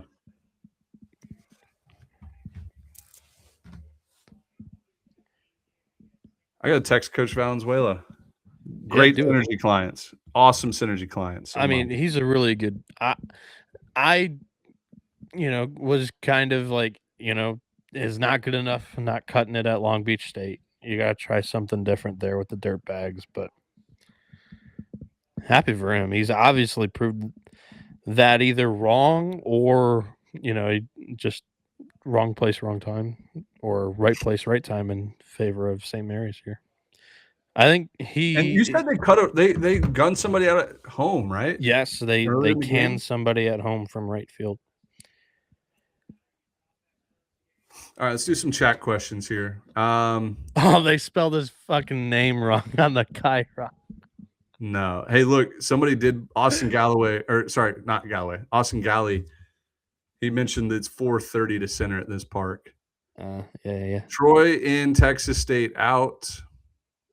We're going to see what the committee wants to do. We'll see what Troy does tomorrow. Troy has a path to a AQ bid. Jayhawks Natty, maybe. Seen crazier things. Giant Stadium in Scottsdale. That's where the West Coast is. Alrighty. 4:30 to center is ridiculous. Texas State in or out. Caden Smith. Gut tells me in right now. I do think it's going to be a 5-bid Sun Belt. I gotta post the Instagram a little bit here. I gotta catch up on 2. All right, here we go. Where's Miami heading, gentlemen? So he can book his flight. It's going to be. I'm going to predict Miami goes to. Let's hope it's not Florida. I don't want to see Florida and Miami in a regional. Let's see what the predictor says. Here. Why not? We got to trust it, at least for this year. Share the tab. Let's refresh because it refreshes in real time. Load teams. Generate field of 64 projection. The Miami Hurricanes are projected to Gainesville. Hate to see that. Hate to see it. I'd like to see Miami at the Texas Regional. You could really go you can go Texas 1 seed, Miami 2, Arizona State 3, and just put some national powers in one regional together. I don't know. I'll say, okay, wait. I have a project. I'll say. I think this Miami goes to Alabama. Miami goes to Alabama. That's not happening. Let me first say why before I'm so blunt on that. Pull that back up real quick. So this is the one thing that the projector is not doing right now is we're not currently seeding 2 seeds with this projector. So Miami being a 2 seed, I do think they're going to end up as one of your weaker 2 seeds, and they'll be seeded and slotted in one of those. So I do think if Miami ends as a 2, I do think your top 4 are pretty set in stone. You're heading to LA, you're heading to Atlanta, you're heading to Athens, or you're heading to Chapel Hill. If you're a 3 seed, expected to be local, either Florida or Florida. You can't be Florida State, but Florida, Georgia Tech, Georgia, Auburn, Alabama, one of those 5. So you're saying Miami to Georgia it could be a real thing? Yeah, not Georgia Tech, but yeah. Well, I mean Athens. Yeah, I said Atlanta or twice, Auburn. so I'm correct. You can go to Auburn. Yeah, Auburn. But it's going. Athens. Dimitri's kind of right. I think this projector. I mean, I would hate to see him go to Florida, but they're probably going to Gainesville. Well, they would need to be a 3 seed. They're not going to be sent as a low 2 getting sent to the 6 seed. Noah, the 2 seeds are seeded 1 through 32. Thank you. Good night. Bye-bye. What was that about? Yeah, I don't know. Miami is. The 2 seeds are seeded. Everyone is seeded 1 through 32. So what's your point? What are you trying to say? I think Noah described that. No, I said that it wasn't seeded. And he's saying that they are. Oh, you're saying the projector is seeded 1 through 32. Yes. But, yeah. So if they are seeded, I don't know if that matches where I have Miami. I think they're a fringe, like low 2, 3.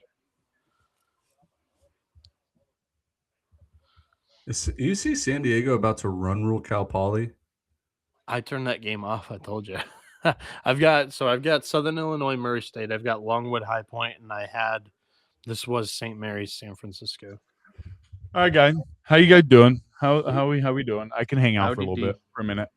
We're good. We're good. San Diego State's making quite the comeback against Air Force. Hey, by the way, beer choice is back on the Untapped tonight. Modelo. Yep. Dimitri, the comment section, you're getting invited to Greenville, North Carolina. Go visit East Carolina. Dude, I would love to burn down the jungle with Spencer Scott. I would love to burn down the jungle and go to Greenville. Not literally burn, but enjoy it. Hey, guys. So what are your thoughts? What a Saturday. It's been great so far. Hey, what's up? Is Liberty and Missouri State rain delay? Is that why we're not moving? Tomorrow. They're playing tomorrow. Golly.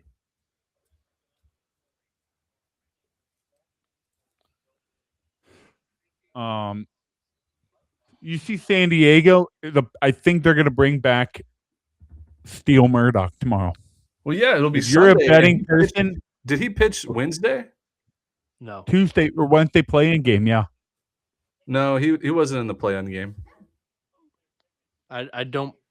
No, sorry, they're the 3 seed. Okay, yeah, he pitched Thursday then. Yeah, he pitched Thursday. He pitched Thursday then. Yeah, he. But they'll bring him back. He'll pitch tomorrow. Out of the bullpen. He needs to, or not that he needs to. It's just if he's able to move the arm and he says, "I'm good, coach," he'll be on the mound. Hey, I'm feeling some late game drama with Murray State here. I can feel it in my balls. I'm rooting for it.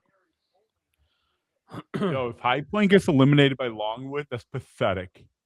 We were just talking about Longwood.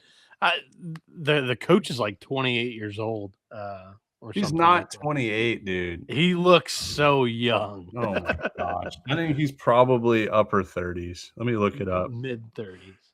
But anyways, I have a birthday party to go to, guys. So I'm waiting for the end of this. We have no more tickets to punch tonight. We're done. Tyler King. Yes. He's Dimitri's age. I can turn lights on. I know I can. Mid young. But it costs money. I like to save money. I'm cheap. I'm cheap. I'm Dimitri very cheap. A birthday party to go to? I do. And they're actually currently doing the 999 challenge for the Padres game. Oh, that sounds fun.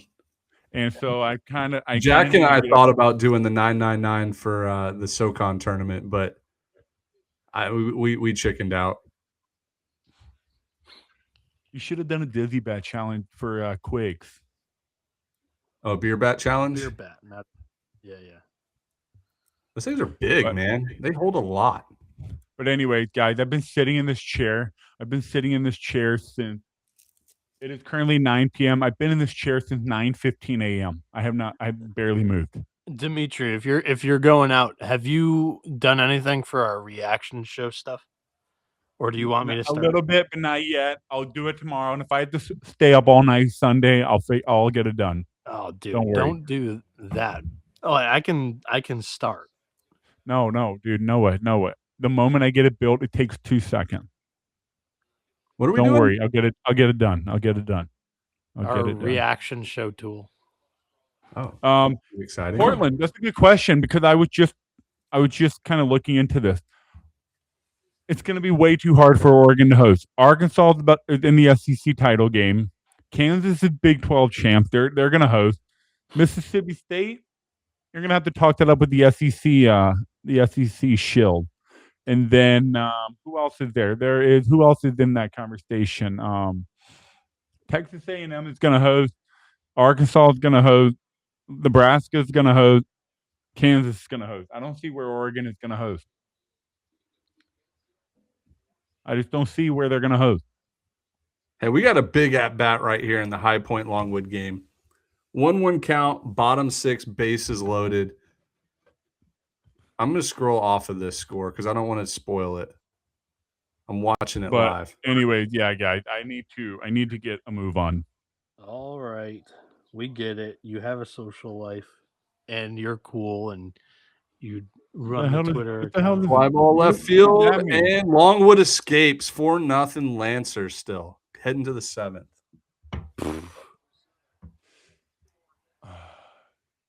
You are not going to gill me into sitting here. I've been sitting here for go. Hey, over 13 hours. I've been sitting here. Yeah, you know what's interesting is I'm not trying to get punched today. We're not having any more tickets punched. Yeah. Ben, pull up the projector for a second. I just want to see something. All right, here you go. I'll refresh for you too. What do we have here? Well, nothing. It disappeared. Oh, I have to load the teams. Duh. Duh. Wow, Arizona State in the last 4 in. Quinn, get lost, pal.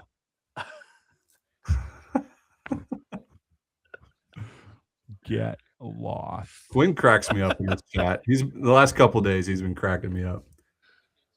Hey, look, this is Noah. Why did Arizona State fall down into the last 4 in? Because metrics wise, they're not good. Like their Big 12 total wins, cumulative, whatever, their body of work, however you want to describe it, that'll have them in. Whoa, legend. Auburn has one of the best pitching staffs in the country. They are a top 6 national seed. I don't know where you guys are coming up. I think Auburn is good. I think Auburn Legend is very came good. in hot today at the beginning of the stream saying we were anti-Auburn. I don't even know fans this year. I don't even know who Legend is. I've never seen this guy. He came in hot, like first comment. Yeah, I'm big on Auburn. I drafted him like 3rd round to go to Omaha. What the hell? Preseason this year. I think Auburn is a very good baseball team.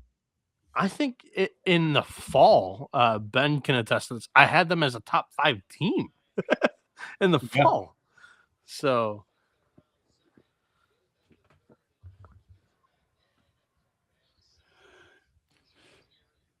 all I know is Mercer in the tournament. Pitt is going to Cancun. Kentucky, let's see how many favors they get done between now and noon on Monday.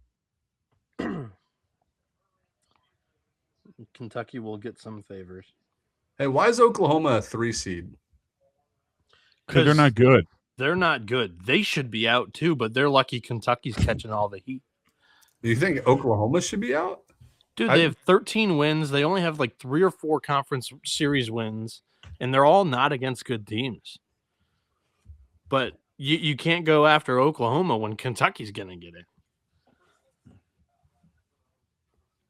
Oklahoma was like 13 or 14 and 17 or 16 in the SEC and non-convincing. And if you watch them, they don't pass the eye test. They punted that game against LSU.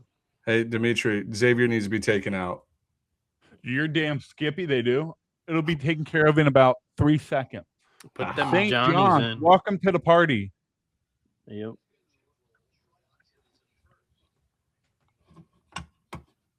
Them Johnnies. St. John's is kind of like the Raging Cajuns in my head because it feels like St. John's has lost some clunker series, but then they get up for the big series and win them.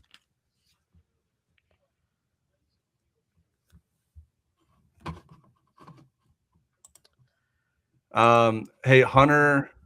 Hey, wait. Time out. Legend, your bait worked. I hate you for this, but you did get us to talk about the Auburn Tigers. People think we hate them on the plane. They're a good team. Like, I don't understand why they think we hate them. Only because Stetson last year, that was it. Yeah, I wanted Stetson to win. That was it. They think we hate them because we did not pick them to win their regional last year. Auburn fans think we hate them. I'm like, what the fuck, man? Anyways, all right, guys, I need to go. Padres are in the 8th inning. I need to drink 6 beers in 2 innings. Is that possible? Easy. Yeah. Easy, right? You got it. Easy. Yeah. I just need homeboy Mason Miller to take it easy in the 9th, and I'll have time.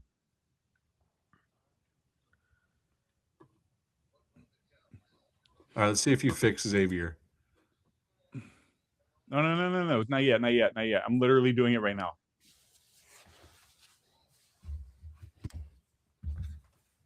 All right, and now give me. Hey, Southern Illinois just scored again. Insurance run, 9-7 Salukis. Yep, Marys State, smell ya. Oh, I wouldn't say that. Smell ya. It just sets up the comeback to be even more special. What is it? Hey, Noah, you're a hockey guy. Don't people say 2-run lead is the most dangerous lead they have in a game of hockey? Yo, how sick is Northern Illinois with the middle finger to the Mid-American Conference? Going to Horizon League for everything in the Mountain West for baseball. How sick is that?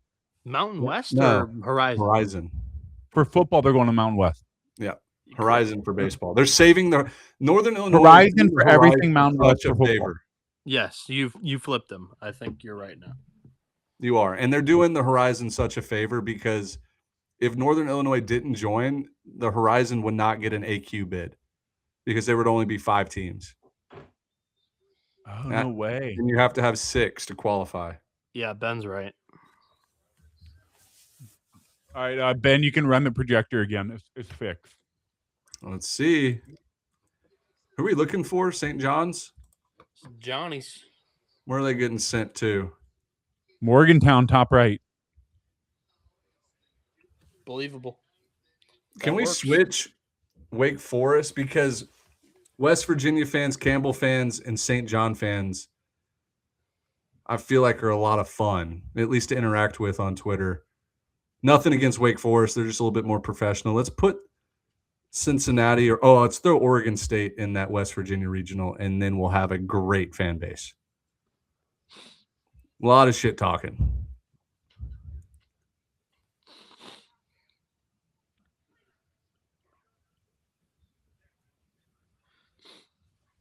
Have we talked about the Citadel yet?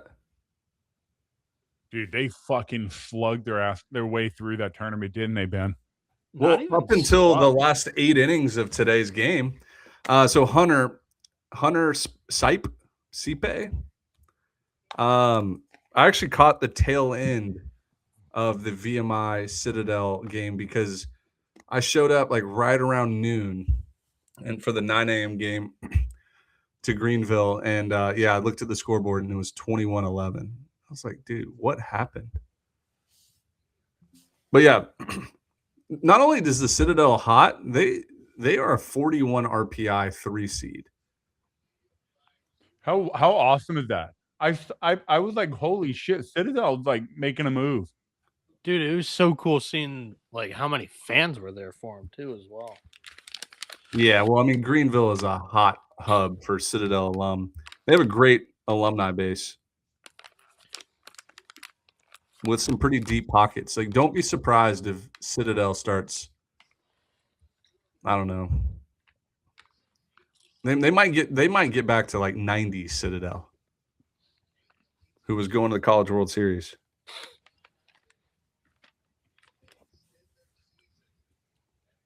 Guys, we have had 12 tickets punched so far. Hell yeah. I'm tweeting out the graphic right now for all the tickets punched so far. Graphic is coming out in 5, 4, 3, 2, 1 out. Did we get Yale up? I did Yale a long time ago. It's not up on Instagram. That's why I wanted to make sure that we posted on Twitter. All right, 3-1 count for Murray State, leadoff hitter, bottom 9. Do the Racers have some magic left? Ball 4. Crowd goes crazy. Tying run to the plate. I'm telling you, we're going to get some late game magic. Dimitri, stay on. Hey, why don't we just... I got a shower. Why don't we just show the stream? Why don't we just show the stream? You want me to bring the camera into the shower? Yeah. No, you put the game on, you go shower and do everything, but you want me to put the game on while I'm showering? Yeah, chat wants the game on. Yes, please. All right, here we go. Live reactions of Murray State, Southern Illinois. Hey, Tyler King, dude. See a chug, send a chug. That's the rules, right? Hey, Dimitri, you want to know a funny story about Tyler King? I've known him. Chug, send a chug. Dimitri, I've known Tyler King since I was 4.5 years old. His dad was my first T-ball coach. My parents bought his parents' house that I grew up in. I've known him forever. Saw him at ABCA too. He's doing well. Shout out to Kingwood. No. Wait. What game do you guys want on? Murray State. Please. The Wildcatters, whatever they are. Houston Wildcatters. Hey, yo. I meant to come in here and say this. Oregon had a bona fide 3-man rotation. This is an Omaha team, by the way. This is a 2 seed you do not want. I still think they're gonna host. It's crowded, man. Mississippi State might get bounced if that's what happens. I'm telling you right now, Ben. If I'm a Mississippi State fan, I'm not comfortable yet. Because who are you going to bounce? Who are you going to bounce? I mean, Mississippi State or Arkansas, maybe A&M. Now, how much weight do you want to give on the conference tournament week? I don't know, but Arkansas, the only reason why they were kind of out is because they lost 2 games to Stetson on a Sunday and a Monday. So it's like, you know what I mean? That's the only reason why their RPI is where it is. If they win one of those games, they're like a guaranteed host. Big swing from Murray State, fouled it back. Hey, it's coming up. It's coming up. It's coming up. Don't worry. But yeah, I don't know. Currently, I personally do not have either Oregon or Oregon State hosting. But I really like Oregon's rotation.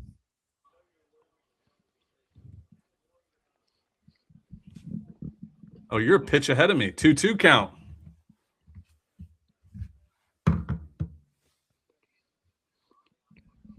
Wait, what's going on? Why is everyone freaking out about San Diego State? What happened?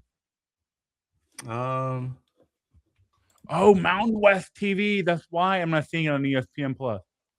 Holy shit. San Diego State's tied it. It's 8-8. tied it up. They were down 8-1. Hey, that one we can share. Ben, me and you, we can pull up that stream and share it because it's Mountain West Network. All right. I got to go. I'll see you guys later. Chat, I love you. Go Cane. Strike 3. 2 outs away. Now, this is just to get to UIC tomorrow, and they have to beat them twice. Yep. And if Murray does not win that game, this place will be empty tomorrow. You know what's funny? I'm looking at Air Force had a 1-hitter going through 5. No hitter. I thought you said they were no hitting him. In the 4th, they were no hitting. In the 5th, they got I think maybe a solo home run, or they scored a run on 1 hit. But going into the bottom of the 6th, they were down 8-1 with 1 hit. Now it's tied 8-8.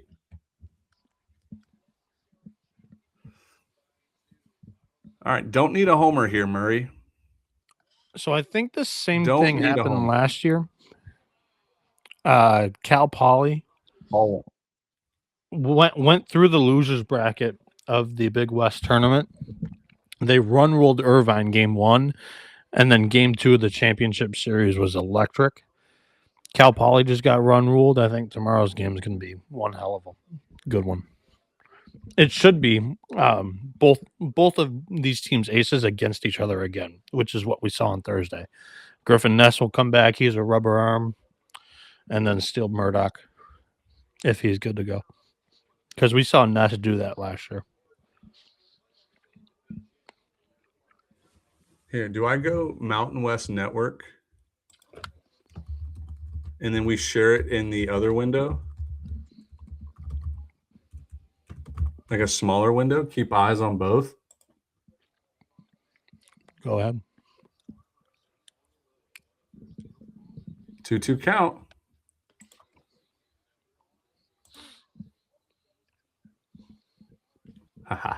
Here we go. We're going to have 2 games on at once. Bang.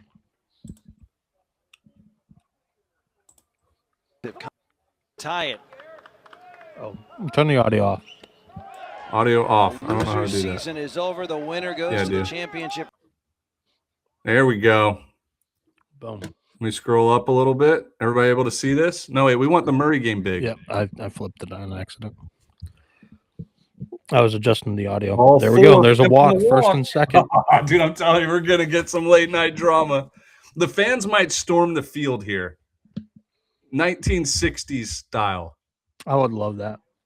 Storm the field for an elimination semifinal? Yeah, would love that. Yes, please. Air Force struck out. Beautiful uniforms. I love Air Force's blues. I love San Diego State's whites. Those, I mean, great uniform matchup here. Yeah, San Diego State's set is nice. What do you think old Skirka's telling the boys right now? Pass the bets. I say, hey, he's not throwing a ton of strikes. maybe take a strike here unless it's middle. But Murray State did such a good job last year in the postseason. Yep. Not swinging for the fences. There was a lot of long at-bats. An entirely new position player group, though. Like, all they brought back was Cunningham, Connor Cunningham, and then they added Chisholm from Ole Miss, and the rest was just transfer portal. Yep. They basically traded Dom Decker for Chisholm, huh? Yeah. 9-hole hitter. Can we turn the lineup over? Air Force gets hit by a pitch.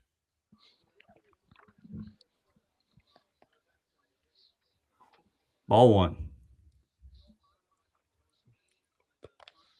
This is why I can never be a pitcher. Like these moments. Who's their leadoff hitter? Is it Cunningham? I feel like he hits like 4 or 5. Can't say I watched too many Murray games this year, though. Well, I watch. I just don't watch on audio a ton. I don't know players by their name or by their number or batting stance on Murray State.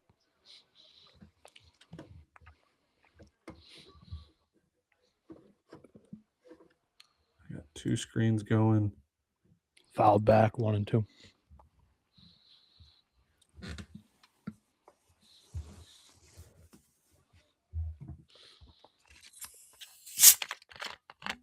Hey, Simon Grove said Murray kept Luke Mistone too. Oh yeah, he's one of their best hitters.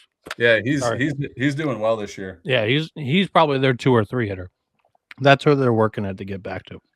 I was literally pulling that up right now. It's loading. Dude, the wind is howling in Arizona for this Mountain West game.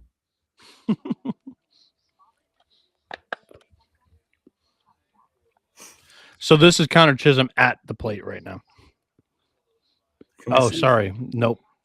The next hitter is Connor Chisholm. So he is leadoff. I was right. That's a bad strike 3.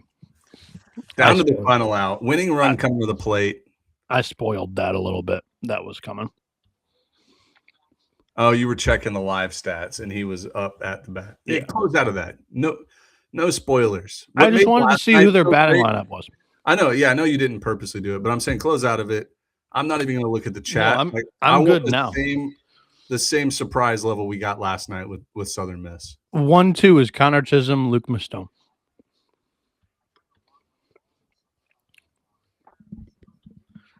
Strike 1, 12-6 curve. Bang.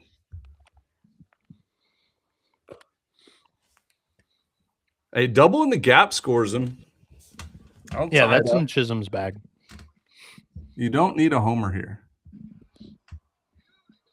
That's another strike. Strike 2. That was the pitch you need to. That was the wheelhouse pitch. But he's not a guy that's putting one over the fence. Just need to find a gap, find some green. He almost forgot to call time. Could you imagine a strike 3 call?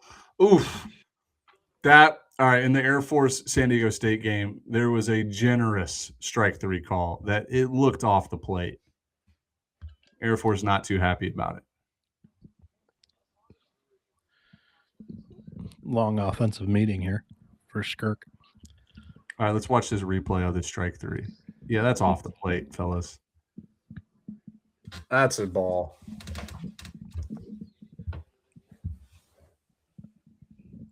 Did they just use an offensive meeting after an offensive meeting, or did they go offensive meeting, strike out, then next bat offensive meeting? That might have been a pinch hitter. The at bat before. Air Force gets gunned down at second. Going to the bottom of the 8th, tied up 8-8. And San Diego State has all the momentum. 0-2. And the pitch. Oh, he rung him up. Got him looking like a house standing on the side of the road. You got to swing the bat, dude. You looked at all 3 pitches. You can't throw a hissy fit if you don't swing the bat at all. They're going to fight. They're going to fight. They're going to fight. They're going to fight.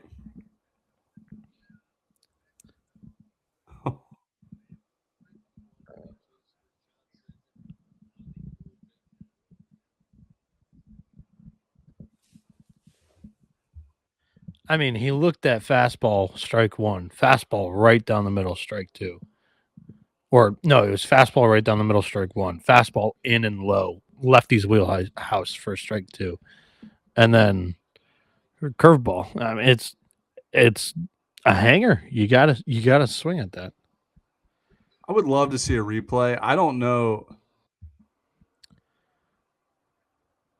Those pitches might have been in, but I mean, credit to the SIU closer. He barreled down at the end. He slammed his glove, which is crazy, but okay. Psycho closer alert. Yeah.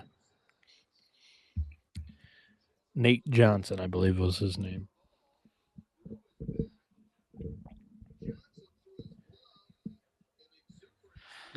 Now we're screaming at the fans.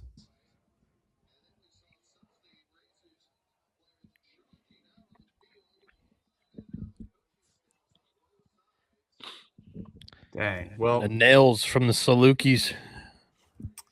You know what, Marys State? I would trade lives with you in a heartbeat. Go to Omaha last year. Don't go to a regional this year. I would trade. That looked in. That looked a little in, but college strike. You got to swing the bat, dude. He went up there and looked at all three. I have no sympathy. And I literally hate watching like him throw a fit afterwards. Like you left it up to the umpire to make a decision. So UIC gets Southern Illinois. What time's the game? 1 p.m. So 2 p.m. Eastern tomorrow. They win it, they will go to the regionals. If they lose it, they got to run it back.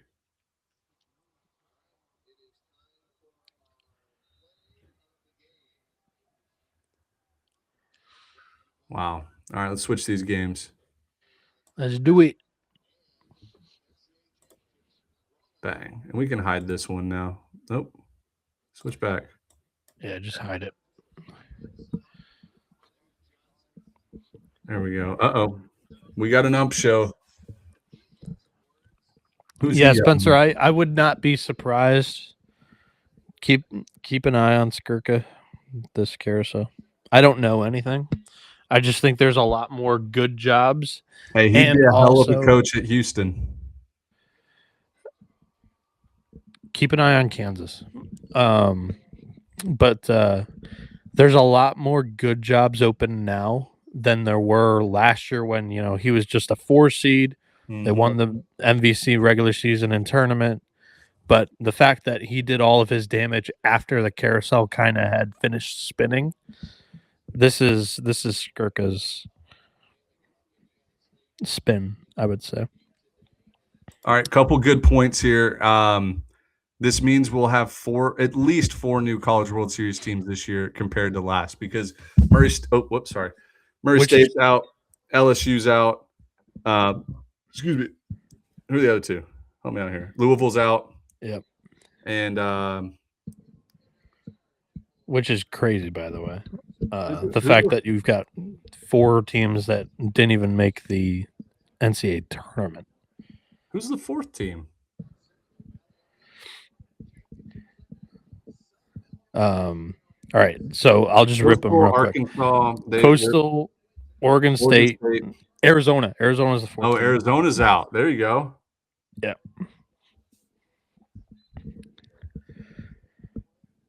That is pretty cool that we're going to get 4 new guaranteed.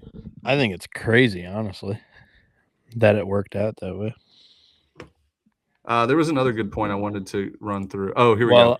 I was going to keep going through Skirka, but go ahead. Justin Goodland said it would be hilarious if 3 directional Illinois schools make it, with Eastern Illinois, Southern Illinois, Northern Illinois all making a regional this year. That's funny. 3 wins away. Yeah, that's funny. Yeah, NIU's already punched their ticket. That is really funny. So yeah, with Skirk, I think the number one destination for him, like you have to think too, like Skirk is a JUCO guy. He played JUCO and he recruits JUCO extremely well. If Fitzgerald, who's one of, if not the top name on the carousel right now, if he up and leaves, that creates a spot for Kansas. If they don't promote from within, you're looking for a guy that can emulate the success with the same type of formula or ingredients, right? So I think you're looking at Skirka, who's in the Missouri Valley, same kind of footprint that he's recruiting at Kansas, same type of JUCO, area and focus. With a little bit of hint of portal. You saw Skirk dip his toes into the portal this year and spend a little bit of the money that they committed to him for that roster. I think also Indiana could be at play if Indiana makes a move. Indiana's kind of one that we're sitting on pins and needles thinking what could happen here. Houston and Grand Canyon. I think those are the four, probably in that order, for Skirka this carousel. Yeah. I think he goes somewhere, dude. He's going to leave Murray State in a better place than he found it. That's always respectable. Yeah. He's going to be highly sought after. He's just a genuinely great dude, too. If he doesn't have a statue, he'll have his name on like the dugout or the hitting facility. Like he's already done everything that he can do at Murray, I think. This is a good point from Spencer. Do you really think schools won't be able to pay enough to buy out an extension at Murray State? Be serious. My coaches sign extensions at power conference schools and take jobs the next offseason. Yeah, I don't imagine his buyout's just the rest of his contract, right? So if it's a 3-year deal, no, I don't know if that's necessarily true. I think they negotiate a buyout price. No, I think the buyout is the rest of the remaining contract, isn't it? I could be wrong, but I thought there was a buyout price. There might be. I don't know. I've never looked at the contract. This is because last year Hallmark was on an expiring contract, but he still would have need to have been bought out. I don't know. I'm sure there's a lawyer here in the chat somewhere. Tyler King says, can we talk about the three different directional Illinois schools aren't in the same conference? Yeah. Mind blowing. And we're in Western Illinois is in the OVC as well. So at least they share that with Eastern. Then you got Illinois in the Big Ten. Illinois State in the Missouri Valley.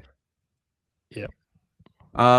If Creighton St. John's in Nebraska gets to host, or Jay's head to Lincoln, yes. 10,000%. I don't know if they would do that. They've already played like 4 times this year. What does this mean? 3 times. Mr. President, there's been a second moth. Yeah, there's moths flying around at this Longwood High Point game. Oh, how's that one going? I haven't even checked that game. 4-2, bottom 7. This is the last game going, besides that Air Force San Diego State game. I would say, let's start picking some of the remaining conference tournaments, but we're vibing and we've got the San Diego State Air Force game up. So, all right. So James says, yeah, usually you have a buyout price that is higher than the remaining contract to prevent coaches from stealing your coach, or schools from stealing your coach. Sorry. Yeah, but at the same time, I've seen that work in the basketball world where a guy signs a contract to increase the buyout because they know he will be, sought after in the coaching carousel or that off season. So I saw that actually with who was it? It was High Point, I think. I got to turn this High Point game on my phone now. High Point's coach went from High Point to Creighton as the associate head coach. Why did he do that? Well, he was previously the assistant under Coach McDermott, so he was basically the head coach in waiting because McDermott retired after this season. We got tying around the plate for High Point, bottom 7. Yeah. Runner on second, 2 outs. What's your count? I got 2-2. All right, I got 1-1. You're ahead of me again. I've got it on the TV that's consistently been behind all night. What's up, Attack Eagle? Big fan, longtime follower of you. Oh, High Point almost just ran into an out on the bases, but he's safe. Okay. What's the percentage chance that USM can avoid an SEC team in their regional with a 17 to 32 seeding? Are you talking just 2 seeds? Like, I think there's a chance for a 2 seed to miss, but you're probably getting a 3 seed SEC team. You're getting an SEC team, which is going to be Oklahoma. Which last year Alabama went to in barbecue. I don't even know why you would be afraid of the SEC team that's not a host. Every SEC team that's not a host, I have all of the SEC teams that can breathe are hosting. High Point, RBI single for 3.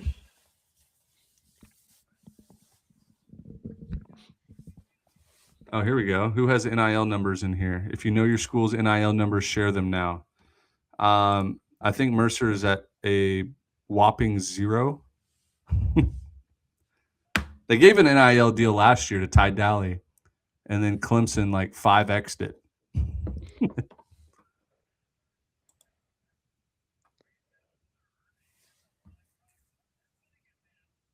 Oh, is this Sojun O for High Point? Yes, it is. My favorite player in college baseball.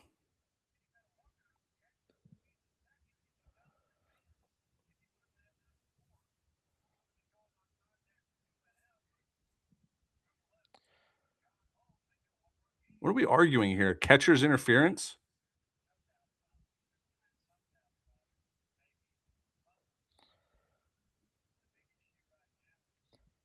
Canes, you think Mercer has $200K in NIL for baseball?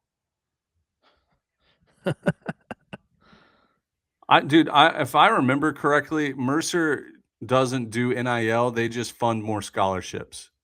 So they can get more guys on full rides because it costs an arm and a leg to go to Mercer.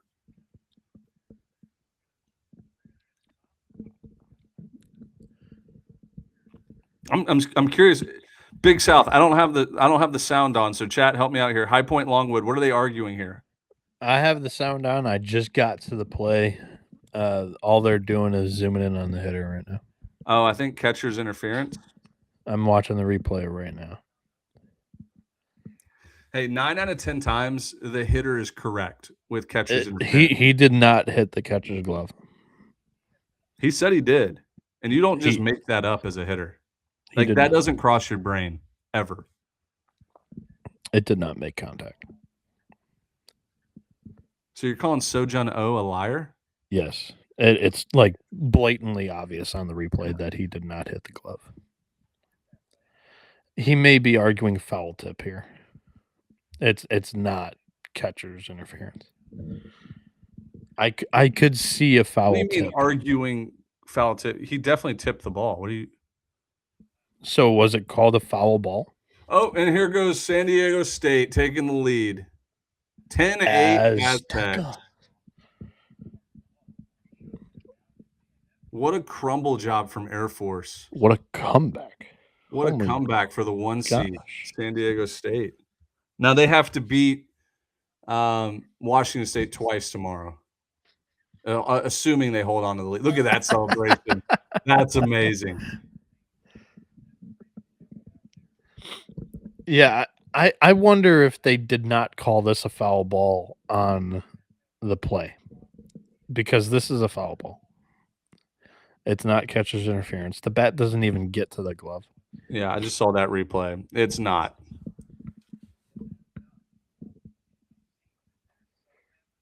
Another hit for SDSU. He wants interference. Yeah, that's not interference. Dude, he's a better hitter. 11-8. He needs to be swinging the bat. He's a hell of a hitter. Parker, yes, Mercer's in. Don't sweat it. Don't sweat it at all. Texas paid Schloss's buyout at A&M, LSU with Kiffin. It happens every offseason in baseball, football, and basketball. Buyouts mean nothing, much less at Murray State. Any school can pay them. Yeah, I'm with Spencer on that. I don't think I said that wouldn't happen, though. Like top 30 to 50. After that, it gets expensive on some of these schools. Agreed. 100K for 34 guys is not a lot. Yeah, I think my definition of NIL is more like you get cash I think if Mercer does have NIL, it's going straight to scholarship funds. Because what's the point of paying someone $50,000 NIL if it costs $60,000 to go to school there? Correct. After the play, we have determined that, I'm trying to read his lips, there is no catcher's interference. High Point has one challenge left. That's what I think he said. If that's catcher's interference, why did they take 4 minutes to review that? I saw it on one. Arkansas Pine Bluff making things interesting, according to Kenny. Oh, and Cody. Let's see here. Yeah, Pine Bluff with 2 runs in the 8. 2 outs, top of the 8th, second and third, down by 3. Yeah, Parker, D1 Baseball left him out because they don't have a spine, and they need to stand on business and literally believe that a 28 RPI team is not getting left out of the tournament. A regular season champion, top 3 offense in the country. Thank you for bringing this back up. Mercer's not getting – they're not getting left out of the tournament. All right, 1-2 count. Ball 2.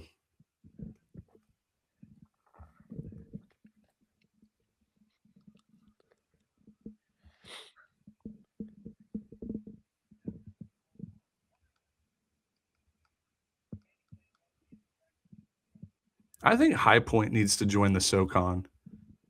Let's get High Point and Campbell in the SoCon. What do we think about that?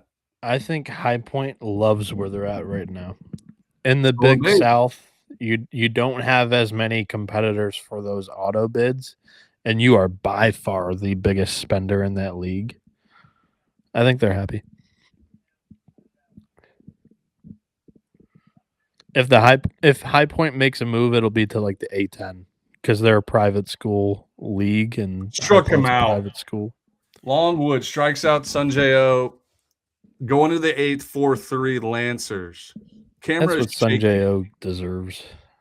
Sojun, I mean, not Sungjae. Sungjae M is my favorite golfer. Sojun, no. My apologies. Sojun, that's what he deserves. He tried to get a catcher's interference for no reason. All right. We've got a review on San Diego State Air Force and High Point Longwoods on commercial delay. I'll pull up 11.7 conference tournament brackets, and we're going to start picking some of the remaining Sunday brackets, Benjamin. Let's do it. And then we can get out of here with just 2 games remaining on the night. All right. We will start ACC. We've got North Carolina and Georgia Tech. I'll take North Carolina. I'm going Buzz Boys. You get revenge after losing a series earlier in the year to North Carolina. Yes, hey, if North sir, Carolina wins this, do they up. Jump to the 2? 3-1 against Georgia Tech head to head? I think they've been the 3 in my mind almost the entire time. I think they just get 3. All right. I'm going to keep going down alphabetically here. America East, what are we dealing with? Binghamton won. Yeah, they've already won it. American, we have. So that's what Dimitri has left to do, I guess, is fill out his tournament champions on the league. Hey, who knows in the chat? Did Blinn win their JUCO World Series game today? The Blinn Bucks, did they win? Ben's JUCO. UTSA East Carolina. East Carolina has to win 2 over the Roadrunners to get the auto. Incorrect. Remember, this is the messed up bracket where it's a 1-game. I don't like that, man. It's not fair to UTSA. No, not at all. And it wouldn't have been fair to East Carolina if East Carolina would have won. Correct. And I think we've probably said this every year if this is the case. Every year. I thought it was Blinn Bucks. I thought it was always. Sorry, I'm searching something. Go ahead. Did you see if Blinn won? Nobody's replied yet. Nobody follows JUCO baseball yet. I thought the American used to be 2 different pool play, but yeah, it changed obviously. Blinn lost 13-3. Yikes. Ouch. Double elimination bracket, I assume. Yeah, dude, the JUCO World Series bracket is crazy. I know. There's teams that get like everybody plays a first round game, but then there's a second round bye for select teams. It's weird. I think it's a 10 team or 14 team bracket, and there's weird buys. Oh, Blinn won. All right, timeout. Who said they lost? Kenny. Blinn lost 13-3. Lost. And then Parker said won. Blinn won. Kenny. Sorry, 13-3. Blinn won. 13-3. Yes, 13-3. Blinn won. All right, timeout. Somebody kick Kenny. You're out of the chat. Not allowed to reply anymore. You're in timeout because my mouth went. They're a top 2 team in the country. They don't lose by run rule in the first round. Get out of here. Good for the Bucks. Good for the Blinn Bucks. All right. So East Carolina UTSA, just a one and done. What time is this game first pitch? Noon on Sunday. I'm gonna go with I'm gonna trust that UTSA has an arm or two. I know that their knock on the team has been the depth on the mound, but they've played less games. I have to take. I'll take UTSA. Can't spell nutsack without UTSA. Greatest shirt ever printed. Bang. All right. A-Sun, we got the winner in Lipscomb today. Yep. Congrats to Lipscomb. Over North Alabama. They punched their ticket in game 1. No game 2 needed. I think there were extra innings needed. A-10 will continue tomorrow. A winner go home game as Rhode Island forced it. Or no, VCU forced it against Rhode Island. It is VCU Rhode Island for a ticket to the big dance. I'll go VCU. Yeah, I'll go VCU too. Pre-tournament. When our conference tournament picked them, I picked VCU. All right. I like the momentum that they're carrying a little bit, and they've had to win a couple of these slugfests. Like this last game was 18-16. So, yeah, I'll go Rams. And then Big 12, congrats to Kansas for run ruling West Virginia. Yep. Big East, the Johnnies are in the driver's seat. They have to be beaten twice by the Blue Jays. One word, Blue Jays. Correct. Two syllables. I'll take the Johnnies. They've been the best team all year. I haven't watched. This was one of those tournaments that I got so lost in because there were so many full days of rain delays, and I didn't know who was playing who. I got lost in the Big East tournament. Got lost in it. Yep. Not proud of it. Man enough to say it. Give me Creighton. They were my pre-tournament pick. I believe in their arms to get them through the losers bracket here. I'll go Blue Jays there. Big South. Well, Upstate's in the driver's seat, and looks like they're going to probably play Longwood. Yep.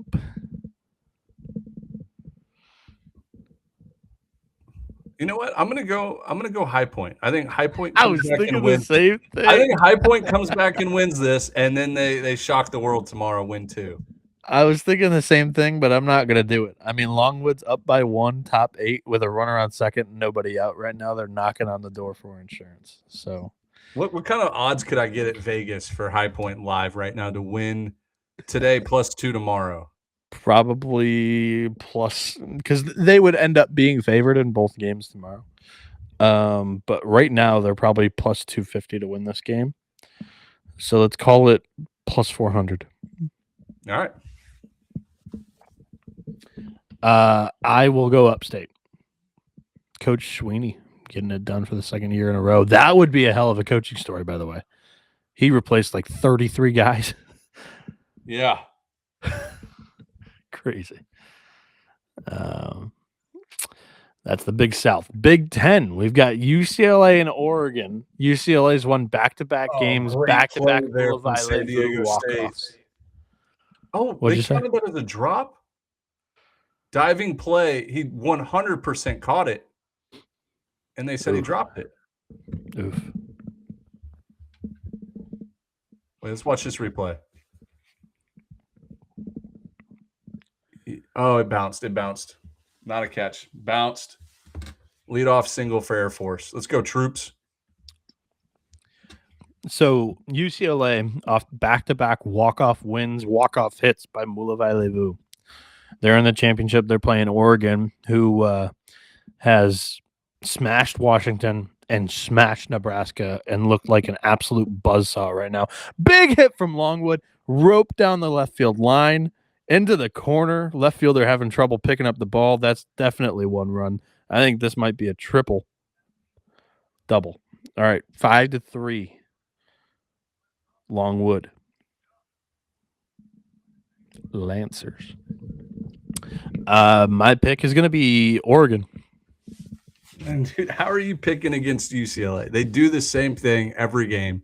They get up early. They either get tied or losing late, and they come back and walk them off and win. I'll take UCLA. I'm sticking with the pick that I said. UCLA was my 1 seed to not win a conference tournament. Ooh, you're in trouble. I am in trouble, but it's only 2 points, and I'm not winning anyway. All right. And then Big West. Big West, we got a rematch tomorrow between UC San Diego and Cal Poly.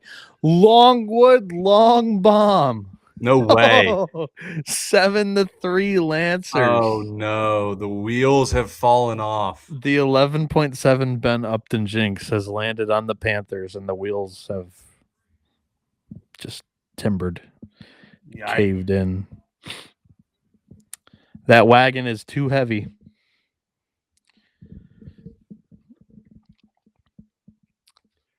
But yeah, Big West.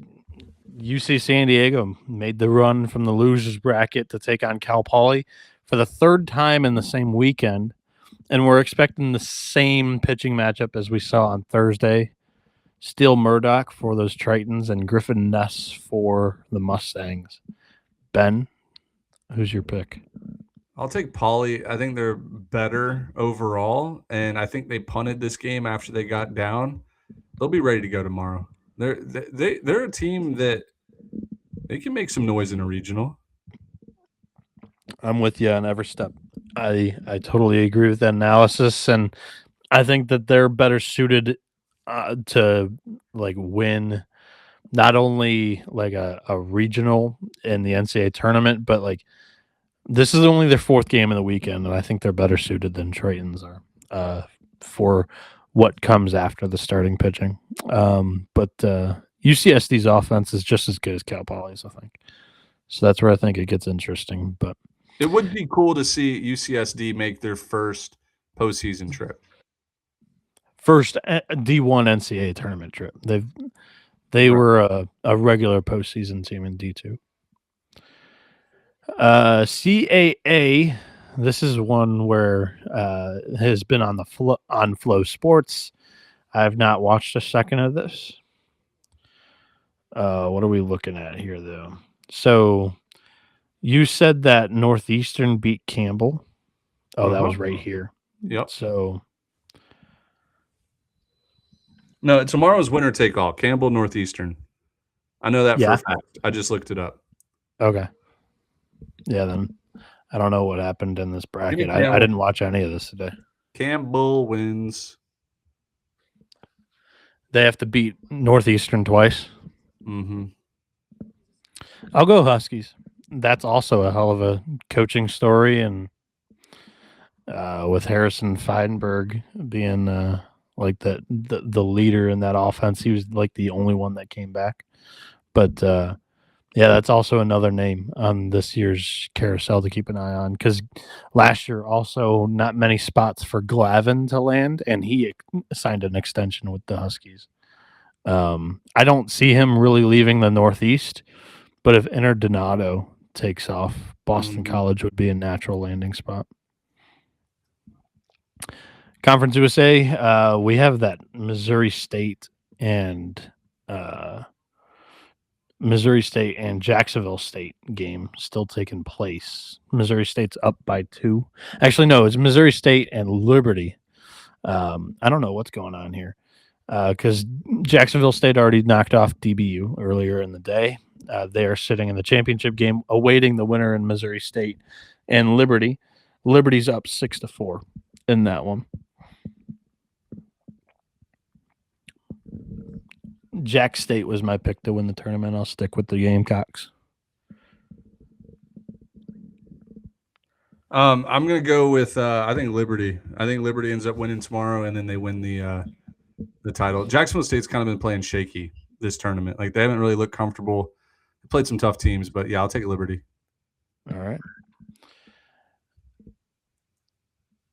Horizon's already done. Milwaukee, shout out them. They upset the Raiders with a walk-off home run. So sick. And fun fact about that walk-off homer, it was a catcher's interference too. No way. Yeah. He actually hit it out on a catcher's interference. Yeah, I was texting with Coach Wagner, and he was like, yeah, it's crazy because it was catcher's interference. Like, they called it on the field, blah, blah, blah, and the ball just went out. So even if they would have caught it, he would have advanced to first, which would have been even more dramatic. Wow. Yeah. Wow. I have never seen a catcher's interference where the ball flies to the outfield. I know. Exactly. The MAC got decided. Ryder knocked off Fairfield. Never fade Ryder. Right. I pick Ryder every year. The Bronx. Northern Illinois beat Toledo in the MAC, the single A MAC. You're welcome. I picked that pre-podcast. Yeah. Valley. UIC and Southern Illinois at 7 p.m. tomorrow night. That must be – wait, what? No, that can't be right. That can't be right. UIC and Southern Illinois? Unless it's like on ESPN2 and there's TV time slots. There's no way they're playing at 7 p.m. tomorrow. It is labeled Saturday, I guess. Because Southern Illinois has to beat them twice. So you think they're playing at 7 and 10 p.m. right before Selection Monday? No, probably not. Yeah. I'll look it up. Probably not. Good call. A thinking brain rises above all else. So it's 2 p.m. 2 p.m. Central Time, I think. Okay. So 3 Eastern. And then Mountain West, we're most likely going to see Aztecs Cougars, 1 and 2 seed respectively. Washington State, San Diego State. I'm going to go Cougs. I've been on Cougs since the beginning of the tournament, waiting for my 2 points for the conference tournament pick'em. Yeah, San Diego State's been my favorite team in the league. I think I even took the Aztecs on our pick'em, but I do think the Cougs sitting in the driver's seat and this field catering more to the offensive-minded teams. Washington State, they're my pick to win. Well, San Diego State just wrapped it up. I know. They got to beat Washington State twice tomorrow. But, I mean, they definitely can. They won the league outright. So yeah. Long Island and FDU were playing tonight. What was that score? Did it get rain delayed? Like where they didn't even start? I don't think they played tonight. Now, They were supposed to. ESPN Plus had it on the ticker or whatever. Am I keeping up with the NEC? Not as much. Let me look. There was no final. So I would expect this to be this is a Long Island has to lose 2 in order for FDU to get the. That's correct. They have to play 2 tomorrow in Augusta, New Jersey. Shocks. Fins up. Are you in agreement there? Yeah, I'll take the Sharks. They ain't losing twice. I'm really excited for this OVC game tomorrow. Mm-hmm. It was a good game tonight between Eastern Illinois and Little Rock. EIU led for majority of the game, and Little Rock had a big final 3 innings to force a, if necessary, game here, Ben. Yeah, Little Rock the last 2 years in the OVC tournament is something like 8-1 combined. No way. Dude, Little Rock. I didn't know that. Yeah, they're dangerous. Or I guess I did know that because they obviously won it last year. And if I just use my brain, like max they could have lost was 2 games. How many wins do they have in this one? I think they went 4-0 last year, maybe 5-0. Little Rock 1-0, 1-1, 2-1, 3-1, 4-1, 5-1. They still need another win. So they might be 9-1 the last 2 years. Crazy. Give me. I'm sticking with my pre-tournament pick though.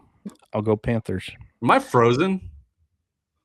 I don't know. I can't see you on my. I think I'm frozen on my laptop. I can't see you. There we go. You're good. You're good. Now I am. I think I was frozen for a little bit. Like my second monitor froze right after that Mountain West game ended. I'm sharing my my screen, so all I see is what I'm looking at, and I don't see the restream. I'm picking Little Rock. I'll take Little Rock again. All right, we're going head to head there. I got EIU. Holy Cross won the Patriot League over Bucknell. That happened earlier in the week. SEC tomorrow championship game is Georgia and Arkansas won that second game, right? Yeah, I took Arkansas on our Pick'em show for 7 points. Need them bad. Yeah, give me the Hogs. Hello. They win tomorrow. They're hosting. Guaranteed. I went dogs on the college baseball experience show, but I picked Kentucky for our exercise because I wanted the 13 points. So, yeah, I'm going to stick with Georgia, who was the 1 seed coming in the tournament. I believe the 1 seed in the SEC tournament has won this thing like 3 of the last 5 years. Yeah. So make it 4 of the last 6. And if my pick holds with Georgia, then we've got SoCon. Shout out to Citadel. Citadel, first time since 2010. And guess what, dude? They deserved to win that, and nobody was beating them that tournament. You could feel it in the atmosphere. You said it day one. That Citadel was running it. Yeah, they played such great baseball. 4 days. They won 1, 2, 3, 4, 5 games. They went 5-0. And they did it without really hitting bombs, but they like just tacked down runs. They singled teams to death, and they walked, and they bunted, and they reached on errors. Everything broke perfect. Like, they deserved to win that tournament. I was going to be a little upset if Samford won the tournament because nobody was going to beat Citadel. In Samford's defense, they did run the table too. Yeah, Samford played good, but Samford 13-1, 9-5, 5-1 tournament several times. It was good to see new blood for the Citadel. And I think Citadel can compete in a regional too. Dude, they're 41 RPI. Yeah, they play like they did this weekend. They'll win the regional next year. I don't care where they go.